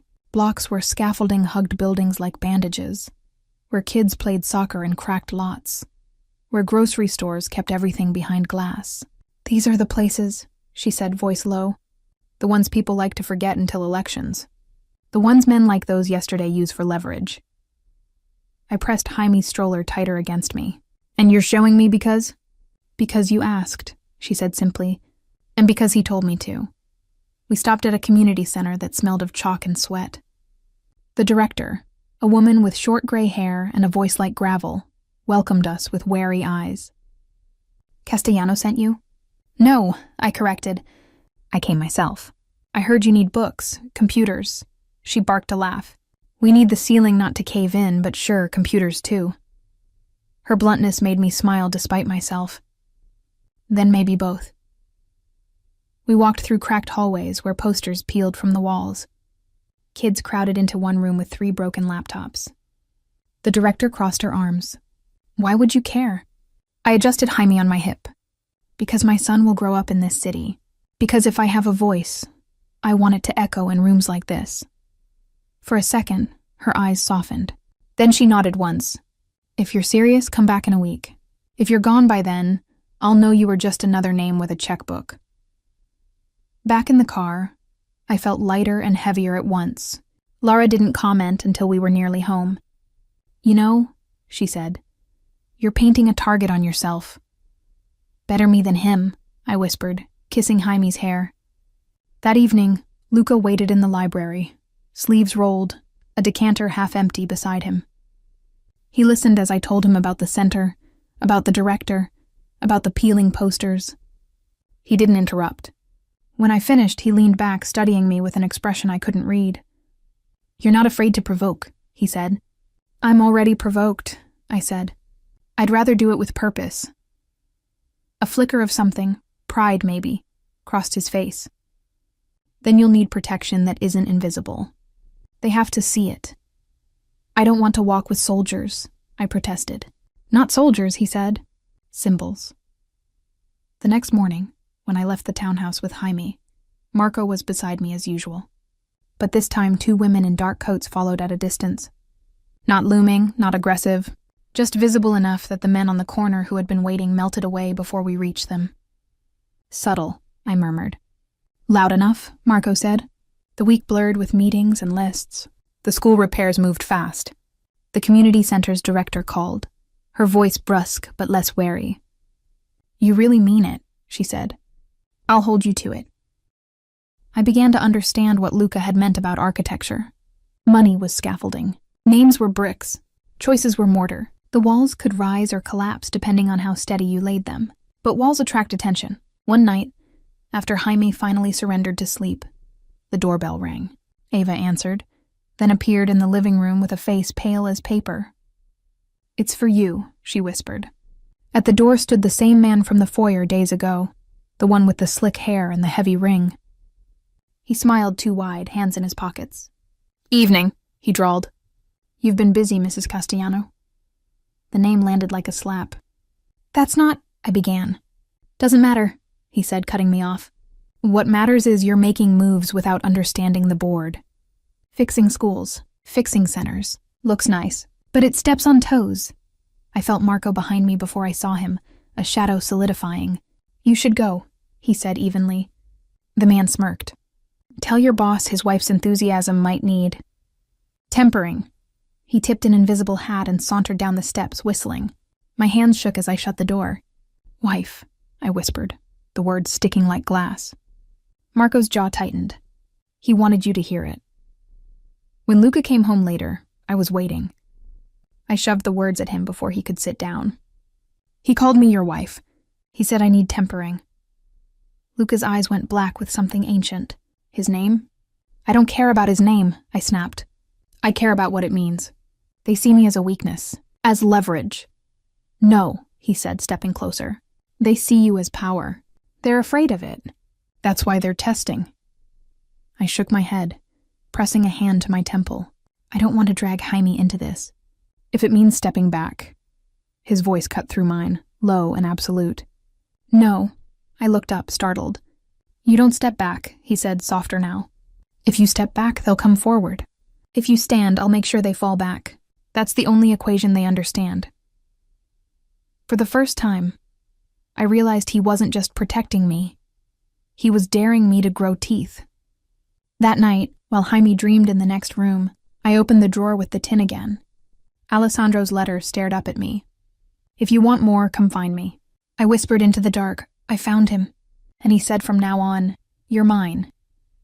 The words didn't sound like surrender anymore. They sounded like warning. The next morning, a bouquet arrived at the townhouse. Not lilies, not daisies, blood-red roses, the stems wrapped in black ribbon. No card, Eva gasped. Marco swore under his breath. Lara examined them with gloves. Luca walked in as the roses were lowered into a trash bag. His jaw set. "This is the beginning," he said. "The beginning of what?" I asked. "The part," he said quietly, "where they stop whispering." "You said." "The roses haunted the air even after they were gone.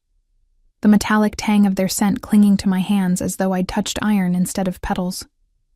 Ava muttered prayers under her breath while she scrubbed the vase. Marco doubled the rounds around the block. Lara started carrying 2 phones, one for calls, one for silent alerts. But the quiet that followed wasn't relief. It was waiting. By the 3rd night, the waiting broke. I woke to a noise I couldn't name. Low, sharp, like a lock being tested. Jaime stirred, whimpering. I gathered him against my chest, moving to the nursery door just as footsteps sounded on the terrace. Lara's voice cut the dark. "Back away." Firm, cold. A pause. Then a man's laugh, too close, too casual.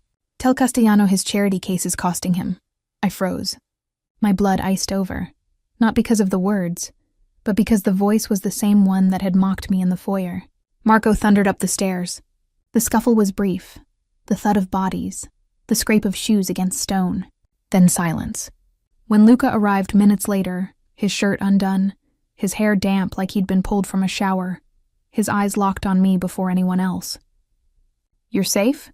"Yes," I whispered, clutching Jaime so tight he squirmed. Marco spoke from the terrace, his voice controlled. "He's gone, but he left this. A card, plain white. The words handwritten in thick ink. Sit down. All we make you." Luca read it, jaw tight. He folded the card once, twice, then slid it into his pocket. "Noise is over," he said.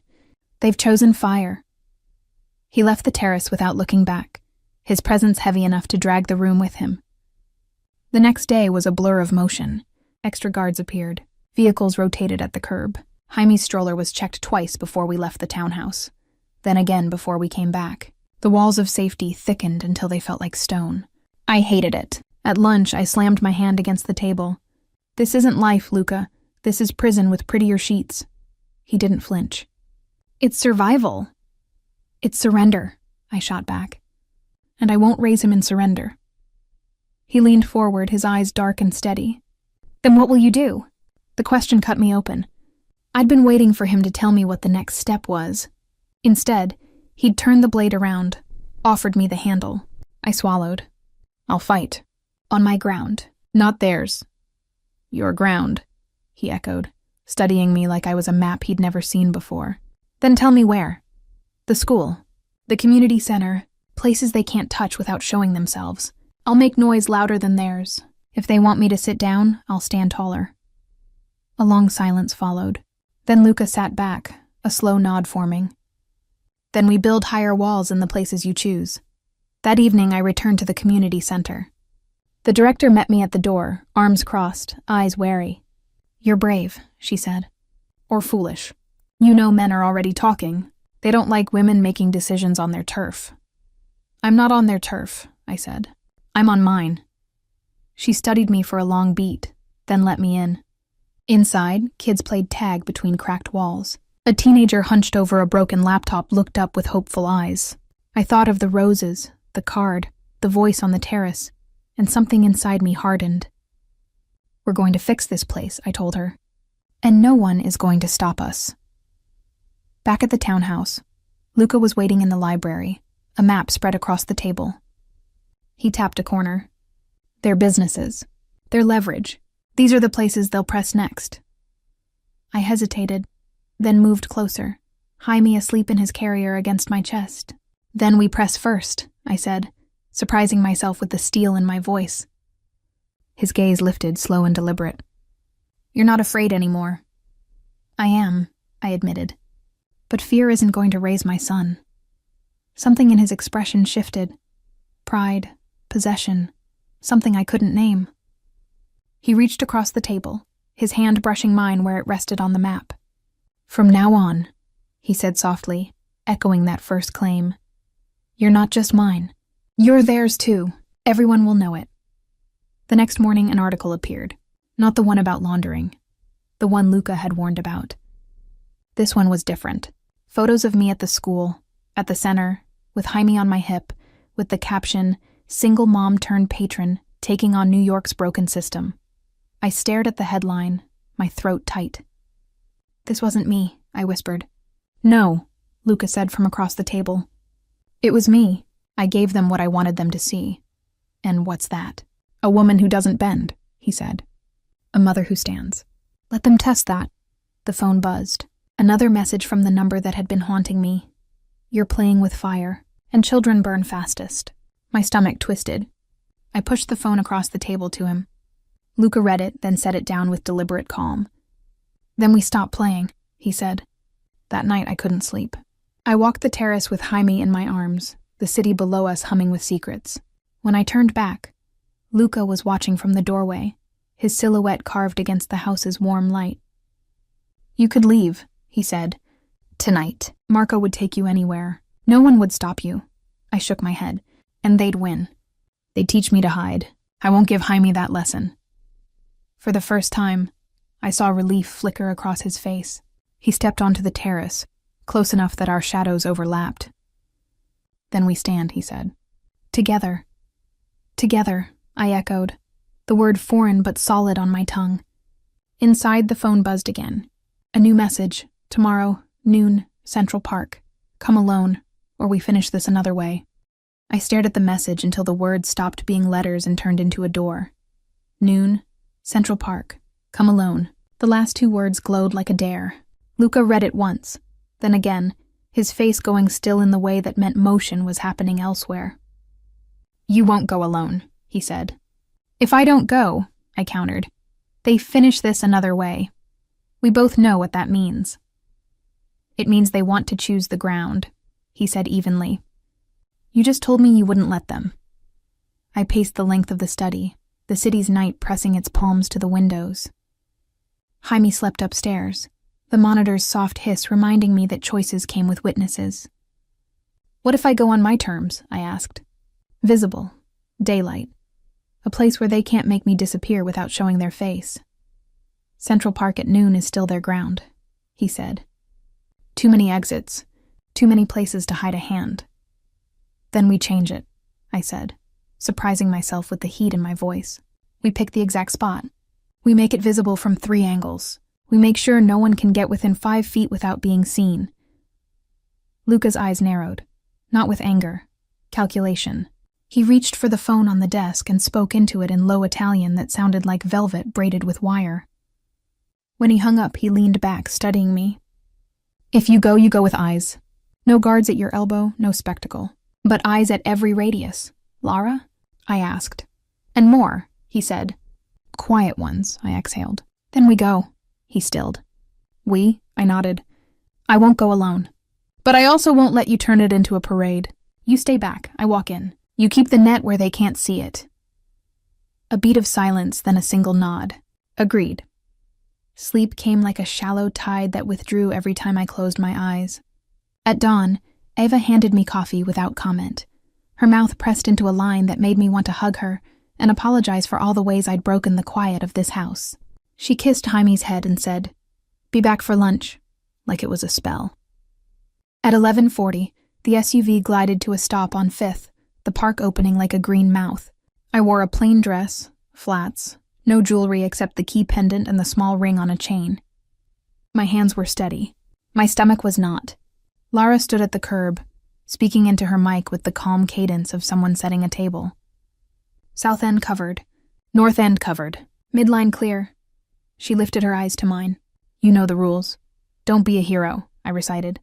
"Don't be bait," she corrected, one corner of her mouth inching upward. "Call if the wind changes," I walked. Beneath the arch, past a violinist coaxing something mournful from strings, toward the agreed spot. A bench with a clear view of the path, a lamppost, and a playground beyond where mothers pushed strollers and a nanny blew bubbles. Normal life was the best camouflage. He arrived at exactly noon. Not the slick-haired man. Someone older, smoother, his suit the color of smoke, his smile precise as a blade. He sat at the far end of the bench, leaving 2 feet between us, like he was meeting a colleague for a scheduled disappointment. "Mrs. Castellano," he said. "That's not my name," I said. He studied me with professional interest. "You've made yourself useful," he said. "Schools, centers, headlines, admirable, also inconvenient." "For who?"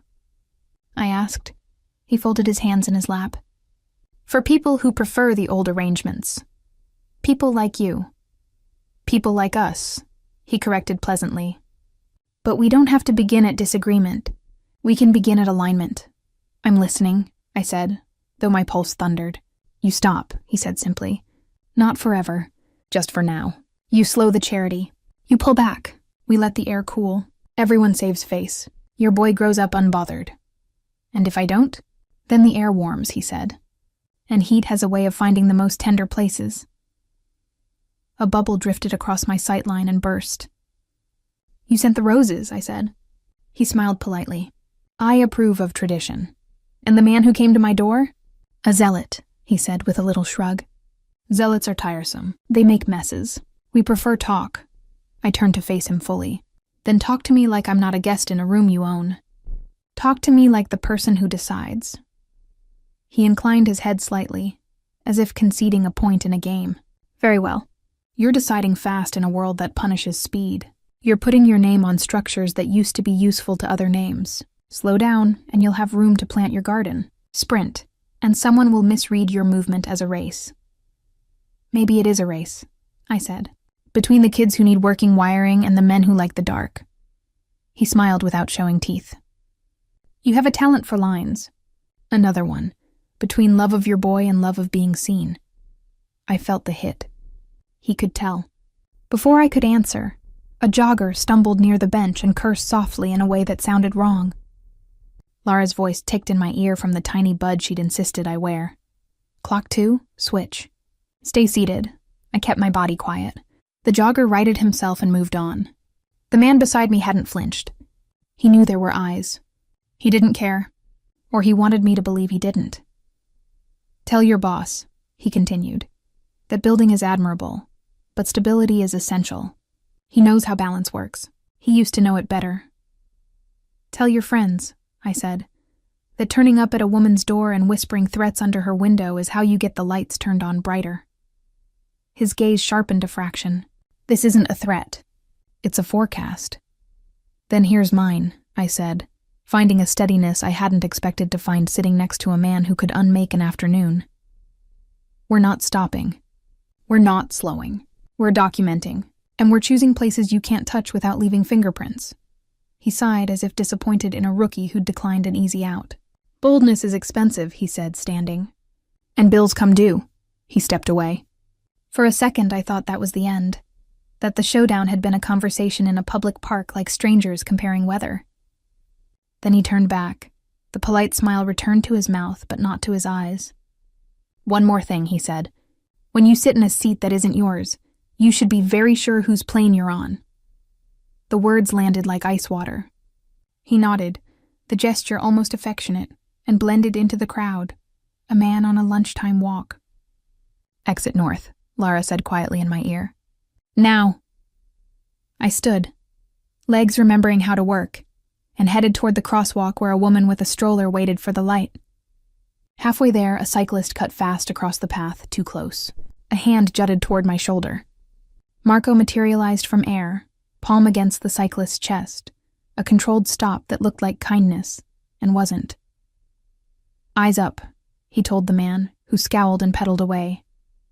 Lara took my elbow. "Car," she said. In the SUV, I inhaled once, twice, like a diver told the surface was still inches away.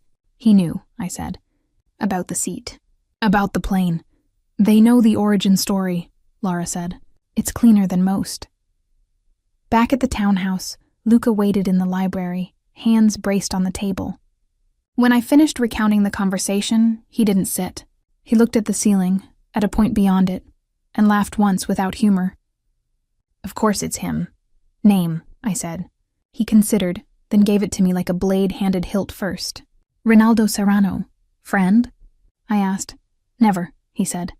neighbor in a city with no fences. What did he mean about the plane? I pressed. He meant nothing you don't already know, Luca said. That you sat where you weren't expected. That I made a claim. That now he wants to test whether the claim or the woman matters more. Which does? I asked, because the answer mattered in ways I couldn't yet name. You, he said, like it was obvious and also the only strategy. The rest of the day tasted metallic.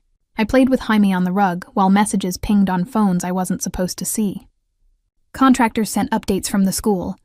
The community center director texted a photo of a freshly painted wall. We keep going. I typed back we do and felt the word like a rung on a ladder. At dusk, an envelope slid under the front door. Eva froze. Marco retrieved it with tongs. Inside, a photocopy of a tabloid mock-up.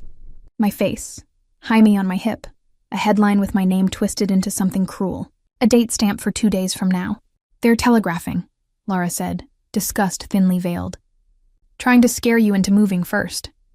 Then we move, I said, surprising us all. We do a piece before they do. We invite cameras into places they won't follow. We make our story expensive to lie about. Luca studied me for a heartbeat that felt like a vow. Tomorrow, he said, we show them the rooms you're building. That night I sat on the floor of the nursery and watched Jaime sleep, the moon stitching silver across his cheeks. I pressed the key pendant to my lips, tasting metal and a future that wanted naming. I thought about the man on the bench, the warning wrapped like an invitation.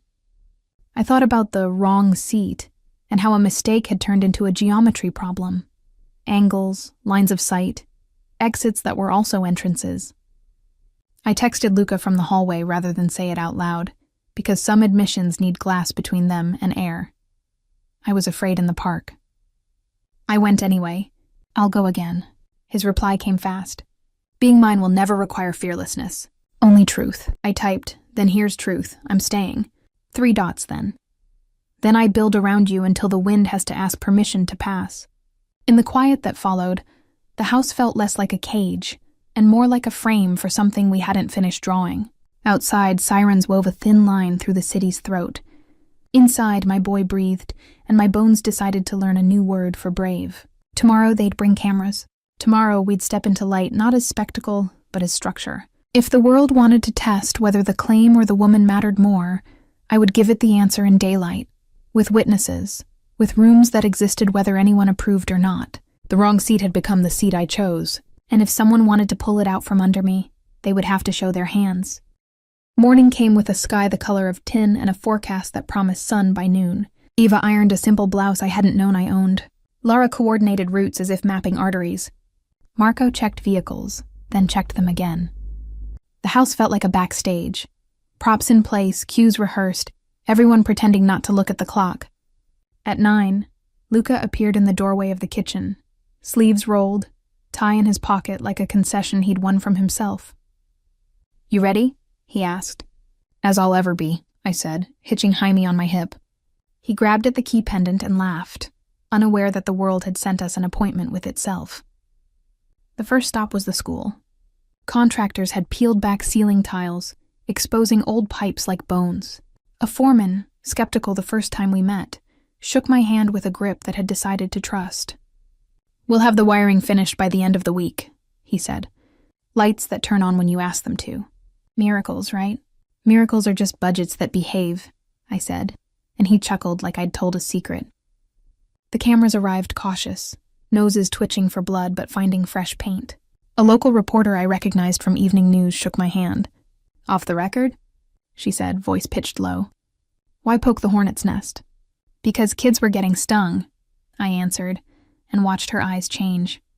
We did the walk-through with mics clipped to my collar and to the principal's lapel. I refused a stage shot at a chalkboard. I let the rooms be themselves. When the reporter asked about laundering, I didn't flinch. The account is mine. The decisions are mine, I said. If you want proof, I'll show you the statements, with names redacted to protect donors who aren't trying to be famous. You're not worried about painting a target on your back? She pressed. I already have one, I said. I may as well paint it myself. She blinked, then nodded like someone who had just been handed a better headline than she expected. From there, we drove to the community center. The director, grayer today, less granite, met us with a set of keys that looked like they'd been inherited from a prior century. You asked if we were serious, I reminded her softly. You showed up, she said.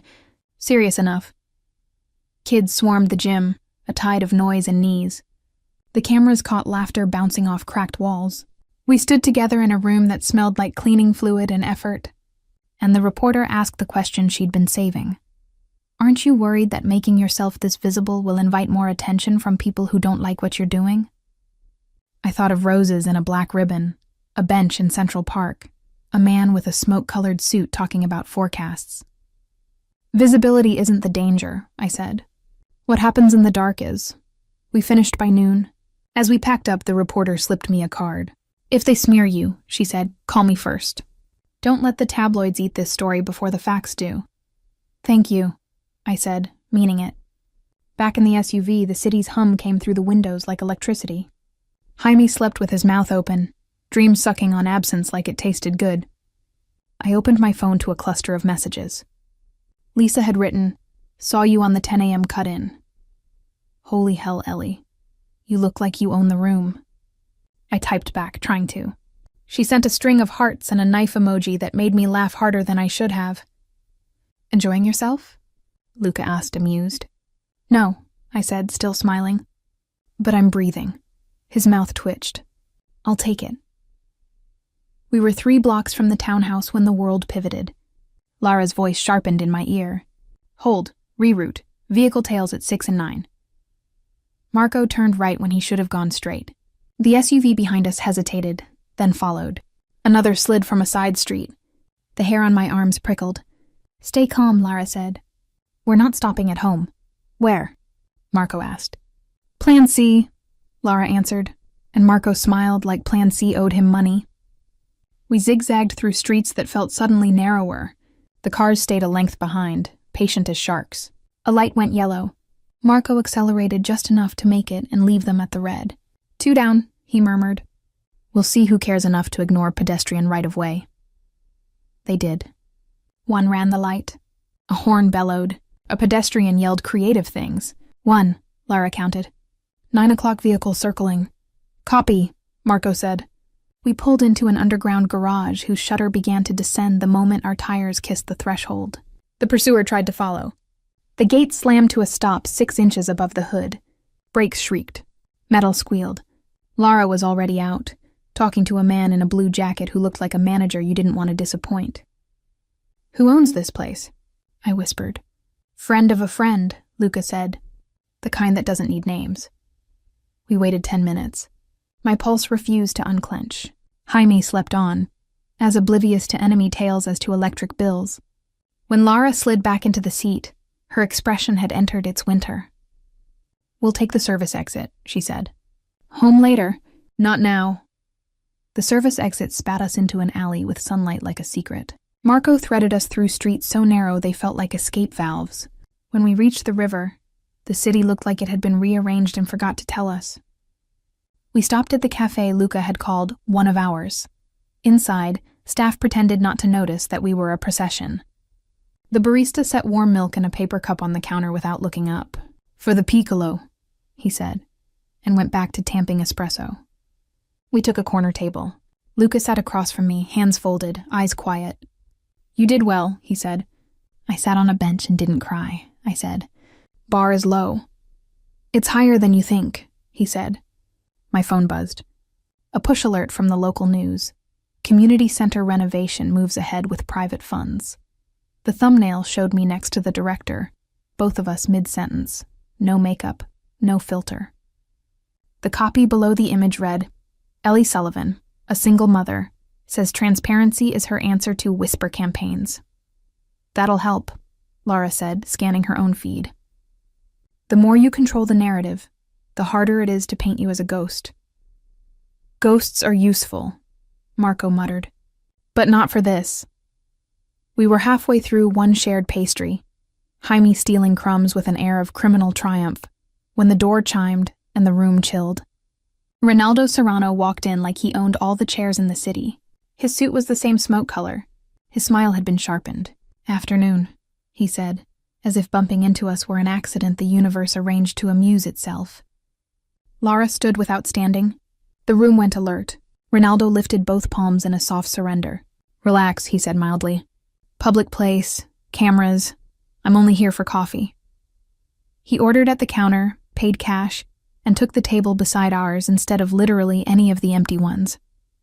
"Good piece," he told me, nodding toward my phone. "Very civic." "Thanks," I said, keeping my voice neutral. He sipped. "You know tabloid deadlines?" he asked conversationally. "They lock covers on Wednesdays. Sources get paid on Tuesdays. It's a lovely calendar." "Trying to teach me your job?" I asked. "Trying to give you a choice," he said. "Pay for quiet, or enjoy the music." Luca didn't turn his head. He didn't need to. His gaze slid to Ronaldo like a shadow shifting to cover a stain. "You walked in here on purpose," he said. "You picked the one table that would make this a picture." Ronaldo smiled. "You have me confused with paparazzi. I prefer not to be seen. Today is an exception. Consider it collegiality." He stood, placed a business card on the edge of our table. A simple white rectangle with nothing but a number. "If you tire of fixing ceilings," he said to me, "call.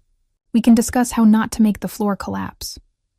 He left with the coffee, the door chiming, the room exhaling. Marco picked up the card with 2 fingers like it was a bug. "Trash?" he asked. "Evidence," Lara said, sliding it into a bag. The cafe's owner approached our table, expression apologetic and ferocious. "Mi dispiace," he murmured to Luca. "He won't come again." "It's fine," Luca said, voice like a plane of ice. He wanted a picture. He didn't get one. He was wrong. Someone across the room had managed a shot. Nothing dramatic. Just a frame where Ronaldo's shoulder blurred into ours. My profile turned toward the window. Luca's hand hovering near Jaime's back, protective without touching. It hit social within the hour with a caption that asked more questions than it answered. Back at the townhouse, via another route, another garage, another set of eyes, the afternoon staggered toward evening. Eva cooked soup that tasted like someone remembered what comfort was. Jaime clapped at a spoon. A delivery arrived with no card. Inside, children's books in Italian and English. On the packing slip, a typed note, "For the rooms you're building." Or I looked up at Luca. He read the slip and didn't scowl. He smiled, small and terrible. "He thinks he can write himself inside this house," he said. "He can't." "Then don't let him," I said. "We won't," he answered. The local news aired the school piece at 6. The reporter used my line about painted targets. Social watchers called it gutsy or naive or both. The tabloid mock-up didn't appear. Whether they'd missed their theft window or decided the angle didn't sell anymore, I couldn't know. I only knew the city looked a fraction different, a crowd shifting its weight. After Jaime slept, I stood on the terrace and watched the river cut a steel line through the burrow. Luca joined me, hands in his pockets. "You feel it?" he asked. "What?" "The ground moving under your feet and deciding not to throw you off." I laughed quietly. "Is that your romantic speech?" "It's the best I have," he said. I reached for the pendant out of habit. My fingers found the small ring beside it. The metal warmed, a touch passed back. "You said being yours would never require fearlessness," I murmured. "Only truth." "Still true," he said. "Then here's mine," I said, turning to face him. The wrong seat wasn't wrong. It was the only one that could have forced me to learn how to sit. He didn't reach for me. He didn't need to. The city hummed, the house breathed, and somewhere, a press ran ink over paper that didn't include my face. Tomorrow would ask for more. It always did. But tonight the door I'd chosen stayed under my hand and I felt it. Not a cage. A hinge. The next morning, the city woke up acting like it had seen something new, and wasn't sure whether to pretend it hadn't. The cafe owner texted a photo of the clipped news segment playing above the counter. The school sent a thank you email written in the breathless grammar of people who'd run out of ways to say relief. The community center's director called and didn't bother with hello. "You coming by today?" she asked. "I've got a list that would make a saint swear." "I'm coming," I said, and meant it like a promise to myself. On the way, Lara watched the mirrors the way chess players watch diagonals. Marco drove as if the road belonged to us, but we were polite about borrowing it. Jaime napped, then woke to point at buses like they were whales. The center smelled different. Fresh paint and something like cinnamon. The director glanced at my carrier and snorted. Who brings a baby to a construction site? A general, I said. He inspects. She almost smiled. Your inspector's got good timing. The laptop shipment came. We'll need power strips, and a miracle for the Wi-Fi. I'm better with power than miracles, I said, but we can test both. By noon, the gym sounded like hope. Kids cheering a volunteer who'd fixed a bent goal, a tutor testing keyboards with the solemnity of a priest. I stayed out of the way, and in the middle at once, answering questions, signing for deliveries, showing the reporter's number to a skeptical donor who wanted to know if any of this was real. It felt real until it didn't. The fire alarm screamed at 2:17 p.m. The sound punched my ribs from the inside. Volunteers froze. Kids looked around, then at me, eyes wide. Lara was already moving, voice firm, shepherding bodies toward exits. Calm, please. Hands on the rope. Walk, don't run. Smoke curled down the far hallway, thin and purposeful. Marco vanished into it with another guard. The director swore a full sentence under her breath and grabbed the fire extinguisher like it had insulted her personally. Outside, the kids coughed into sleeves. Sirens grew from far to near.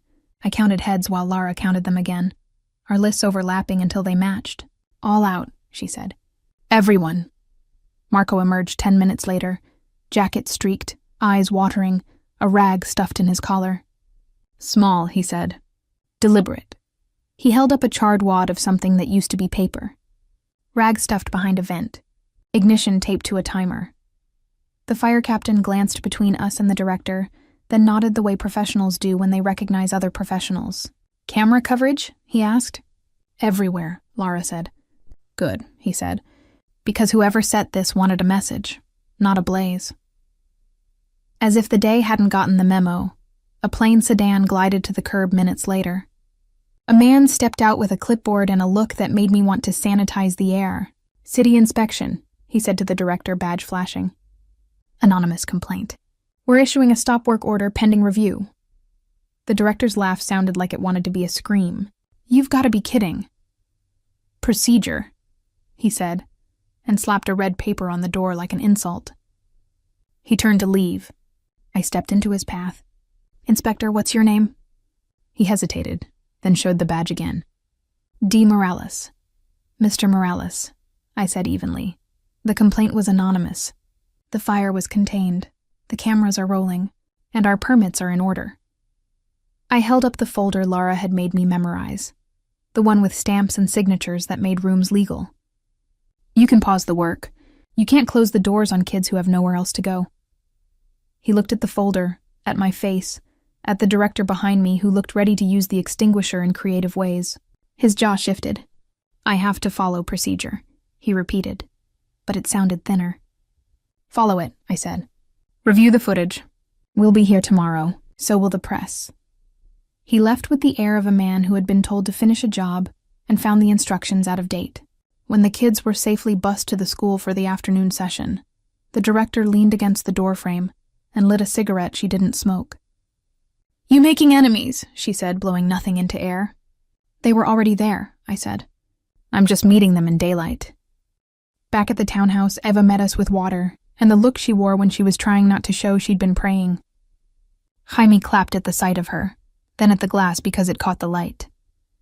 Luca appeared in the doorway, took one look at Marco's jacket, and went still. Small fire, Lara reported.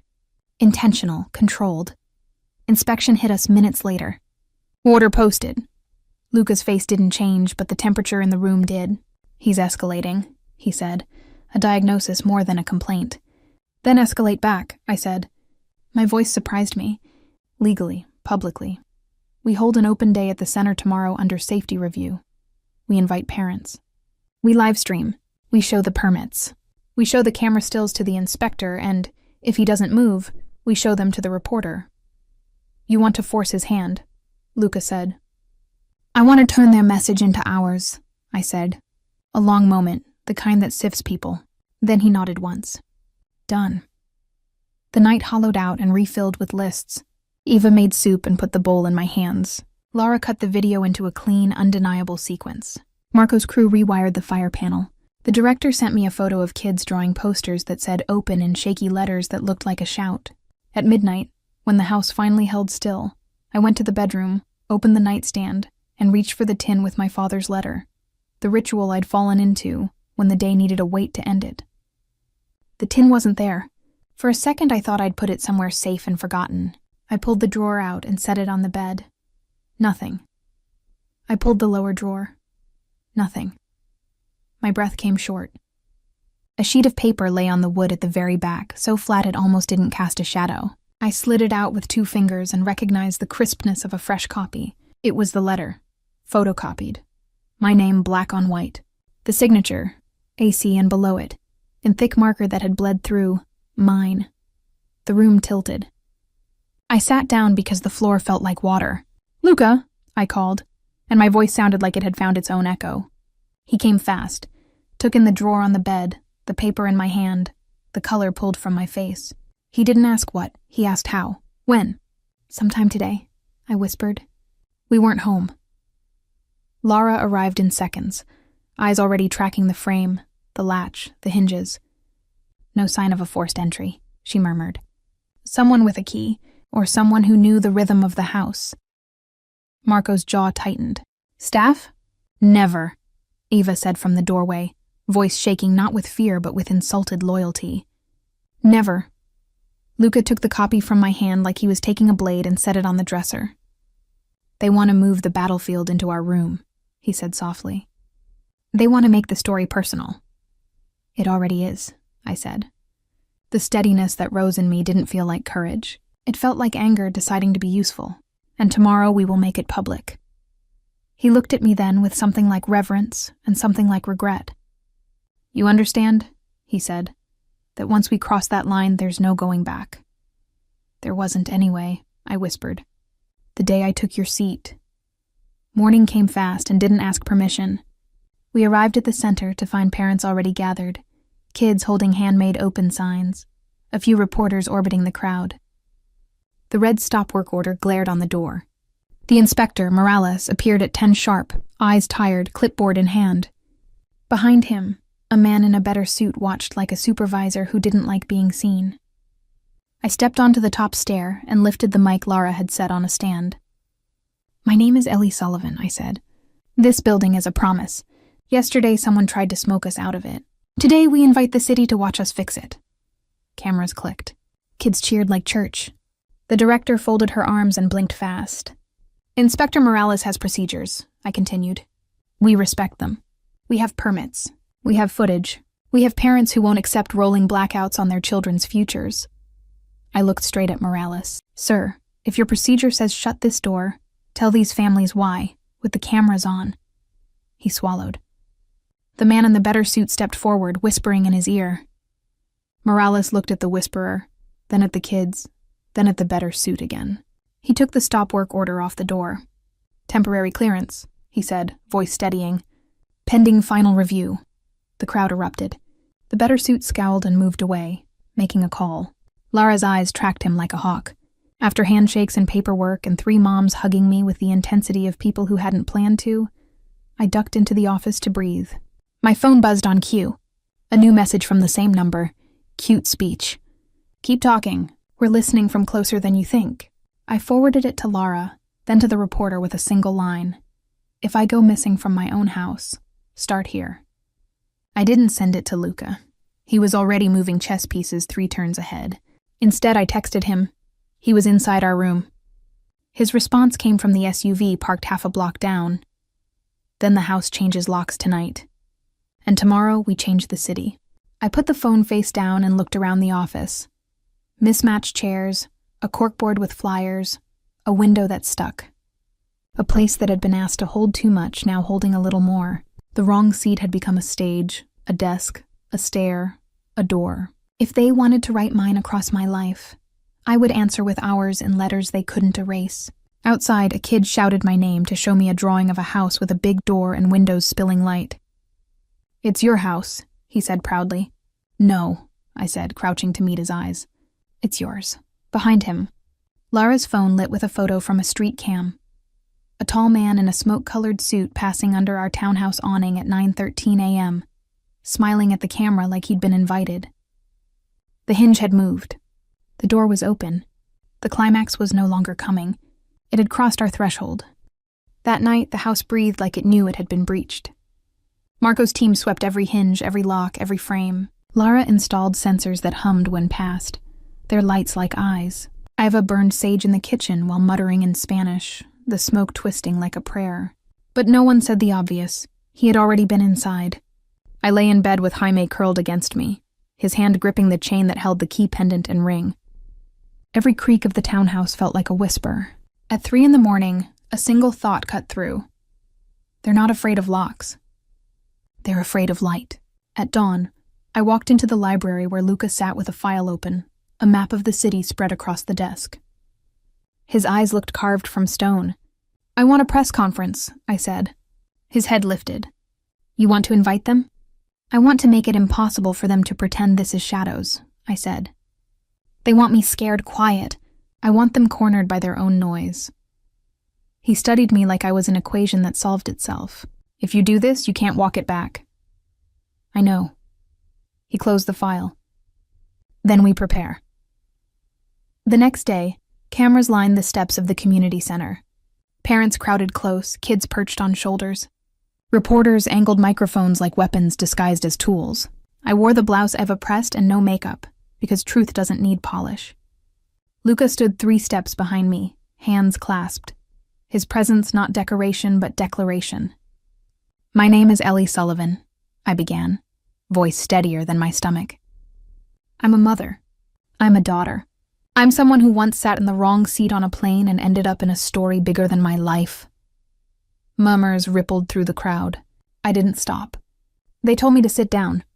They told me to stop.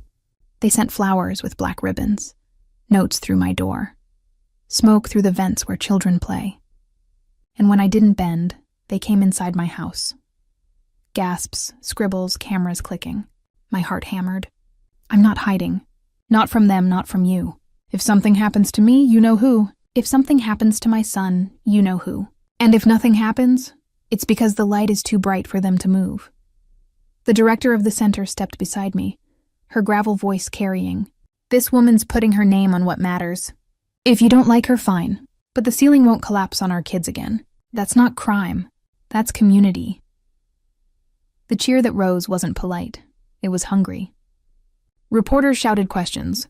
"Who are you accusing? Do you fear for your safety? What role does Mr. Castellano play?" I answered each. "I'm accusing anyone who thinks fear should run this city. I fear for nothing except silence. And Mr. Castellano's role?" I turned, catching Luca's gaze. "He stands with me. Not in front, not behind, with." The feed went live. Hashtags spawned before the conference ended. On wrong seat, right fight. I know light over noise. My phone buzzed nonstop. Messages from Lisa, from the school, from strangers. One read simply, "Don't stop." We needed someone to say it. That night, the retaliation arrived. At 11:42, the sensors hummed low. Laura's voice crackled through the radio. "Rear perimeter, movement." Marco and 2 guards shifted, weapons drawn but unseen. I grabbed Jaime from his crib, clutching him against my chest, his warm body heavy with sleep. "Safe room," Eva urged, but I couldn't make my feet move. Then the window in the library shattered. Glass exploded onto the carpet. A bottle clattered, flames licking its throat. Marco was there before fire could spread, smothering it with a heavy blanket.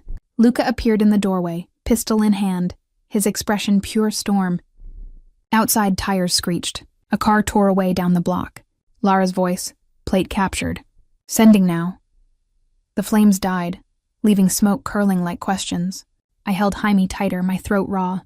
"They crossed a line," Luca said, voice low enough to chill the air. "And now we erase it." The following morning, the headlines weren't theirs. They were mine. Single mother targeted after exposing threats. Flames at center of fight for city's future. Reporters camped outside the townhouse. Supporters taped signs to the gate. "We stand with Ellie. Ours, not theirs." Kids from the school mailed drawings of houses with bright doors. But the threat wasn't gone. It had only grown teeth. At noon, Luca called me into the study. He slid a folder across the desk. Inside, photographs of Ronaldo Serrano shaking hands with men in government offices, sitting courtside at games, smiling with mayors. "He thinks he's untouchable," Luca said. "He isn't. What are you going to do?" I asked. He leaned forward. "What we're going to do. You've already stripped his shadows. Now we finish the frame." He outlined it. Leaked footage of the attempted fire, copies of the threatening notes, testimonies from parents who'd seen men loitering near the center. But he didn't stop there. "We tie his money to the properties you've already touched. We show the city that when you repair, his profits vanish. We make him the villain of his own neighborhood." "Won't that make him strike harder?" I asked. "Yes," Luca said. "But it will also make him visible. And men like him can't survive in daylight." I looked at the photographs, at the grin on Serrano's face. My hands shook, not from fear, but from something harder. "Then let's drag him into the sun." That evening, we recorded a statement in the very room Serrano had tried to burn. Kids filled the background, their drawings taped to the walls. Jaime gurgled in my lap. I spoke into the camera with every ounce of steadiness I'd learned since the wrong seat. "They told me I was his," I said, nodding once toward Luca off camera. "But here's the truth, I belong to my son. To these families. To this city. And if that makes me dangerous to men who profit from silence, then I'll keep being dangerous."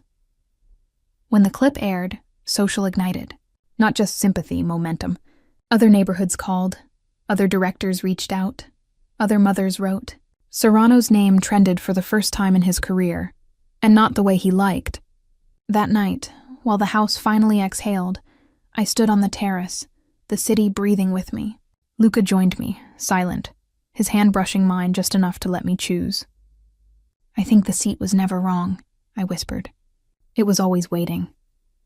He smiled then, small and tired and real.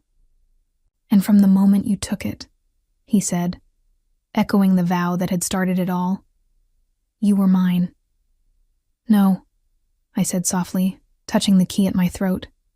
"I was never just yours, I was ours, and now the city knows it." The night didn't answer, but the air felt changed, less like threat, more like horizon. Tomorrow would bring fire or light. But tonight, the wrong seat had turned into the only one I was meant to keep. Morning arrived with proof that momentum had teeth. The first call was from the local station. They wanted a sit-down in the community center, not on a studio set. The second was from a councilwoman's office asking for background, and any materials you can legally share. The third was the one that made my stomach flip, an assistant U.S. attorney requesting a conversation, off the record. At first, Luca listened to the messages with the expression he reserved for weather forecasts he had already felt in his bones. "It's moving," he said. "Keep it moving." We began with the center. The kids had turned the broken window into a paper mural, tapes and crayons sealing a wound with color.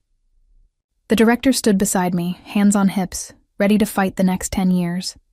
The reporter arrived with a smaller crew this time, and a tone that had lost its appetite for spectacle. She wanted facts. We gave her video stills, the copy of the letter Serrano's people had slid into my house, and a timeline that made coincidence look like what it was. Denial in a better suit. "Do you fear retaliation for naming him?" she asked. "I fear silence more," I said. "Retaliation is loud. We can point a camera at it." By noon, the councilwoman's staffer had a conference room ready in a municipal building that smelled like old paper and newer ambition. Lara flanked the door. Marco watched the hallway with a guard's patience. I laid out our binder. Permits, photos, timestamps, donations, the stop work order removed under pressure, and spoke in sentences that could be read into the record if they had to be. The staffer took notes cleanly, then asked, "What do you want?" "Protection for the center and the school," I said. "Independent inspections, not anonymous complaints. Relief funds for emergency repairs that don't require knowing the right last names. And an investigator who will look at who profits when roofs collapse." She nodded. Not promising, not performing, just putting scaffolding under asks that would outlast my voice. At 4, the AUSA call happened in a quiet office that could have been the waiting room for bad news. He was young enough to have faith in process, and old enough to hide it. "You're very visible," he said without preamble. "That's the point," I answered. He tapped a pen against a legal pad. We've had Serrano's name on corkboards with red string for years. Never enough to pull it tight. You've made mistakes harder. Good, I said. How do we make them impossible? He didn't smile. With patience. With paper. With people willing to testify when the room gets hot. I looked at the door, then back at him. I can stand in heat. I'm not asking you to. I'm asking you to keep showing up with names that aren't yours. He held my gaze. The rest, some of it, is our job. Outside, the late light made the buildings look like they'd been polished. Luca was waiting in the hallway, hands in his pockets, expression unreadable in a way I'd learned meant relief he wouldn't name out loud. How bad? He asked softly. It's good, I said. And slow. He nodded once. Slow is real. That night, the city posted video from a traffic cam. Serrano's smoke-colored suit sliding past our awning, time-stamped 9:13 a.m. Our neighbors saw it. The cafe posted a polite note. We serve coffee, not threats. The school's PTA put out a statement with 0 adjectives and 1 clean point. We won't be intimidated. The momentum felt like a river changing course, not because anyone pushed, but because enough of us dug together at the banks. Serrano responded in the only way he knew. Lawyer letters, sharp and sterile, accusing us of defamation. Good, Lara said, flipping pages that had the personality of drywall. Discovery cuts both ways. Marco grinned like a man who appreciated the symmetry of due process and street process uniting for once. We didn't stop. The open day at the center became a series. Parents brought food. Volunteers repaired benches and pride. The inspector who'd ripped the stop work order returned with a clipboard and a different expression. Final clearance, he said, signing with a flourish like penance. The better-suited supervisor was conspicuously absent. 2 weeks later, something happened I wouldn't have predicted the day I took the wrong seat. People started asking me to speak. Not to them, for them. A housing meeting in a church basement. A PTA after a work shift. A clinic that needed a donor to underwrite weekend hours. I said yes only when I could point a camera at the room and a contractor at the roof. Luca never tried to stand at any of those microphones. Sometimes he wasn't in the room at all. Sometimes he leaned against the back wall, a silhouette with his phone face down in his palm. The posture of a man who had repaved roads and now let others drive. When people whispered Castellano, they did it with curiosity now, not only with fear. I don't recognize it, I admitted one night on the terrace, the city flickering like a thought I couldn't finish. What? He asked. The feeling of the ground not trying to throw me. I smiled. You'd called it romance. He huffed a quiet laugh. It's still the best I have. We didn't win every day. The tabloid cover finally appeared, late and lazy, a collage of half-truths arranged to look like revelation. It sank within hours under the weight of better stories, and the hashtag kids at the center had made with poster paint. Chuck open doors, open minds. A rumor claimed the fire had been staged. The Fire Captains Union posted a short, salty statement that ended the topic with the authority of people who run toward flames. A council aide tried to sandbag a vote. The live stream made him a star for exactly one evening, and not in the way his mother would clip for the fridge. Then, 3 weeks after the press conference, the photo hit. Not mine. Serrano's. Grainy, zoomed, but legible. The smoke-colored suit, the handshake with a deputy commissioner whose name had terrified small businesses for a decade. The picture ran above the fold on a respectable paper with a headline that sounded like a door opening. City deputy under investigation after ties to local fixer surface. Luca read it twice, then a third time, the satisfaction in his face tempered by something older than victory. He finally misjudged his reflection, he said. He thought the mirror was an ally. What happens now? I asked. Parts of the city remember how to clean itself, he said. He'll throw people at the problem. They'll step back. He'll throw money. It won't stick. He'll try noise. We'll make it music, the AUSA called. His voice had lost the cautious quiet. We're convening a grand jury, he said. If you hear nothing, it means everything is happening. If you hear a lot, it means the wheels are stuck. Either way, keep your evidence neat, he paused, and keep breathing. I hung up and laughed, the sound manic with relief. He told me to keep breathing. Wise, Luca said. Harder than it sounds. We celebrated the way people with a baby and multiple security shifts do. Spaghetti at the kitchen table, a shared glass of wine, a dance with Jaime to a song that made Eva cry into the dish towel because she is the oldest kind of romantic. Later, on the terrace, Luca took my hand without asking and pressed it once. Not promise, not performance, just acknowledgement. "You never asked me to love you," I said into the quiet, the word easier now that it wasn't a trap. "I never will," he said. "I know." I turned the small ring on the chain, felt the cool of the key against my skin. "I learned how to sit," I said. "You learned something too." "What?" he asked. "That you don't have to be the whole wall. Sometimes the room holds."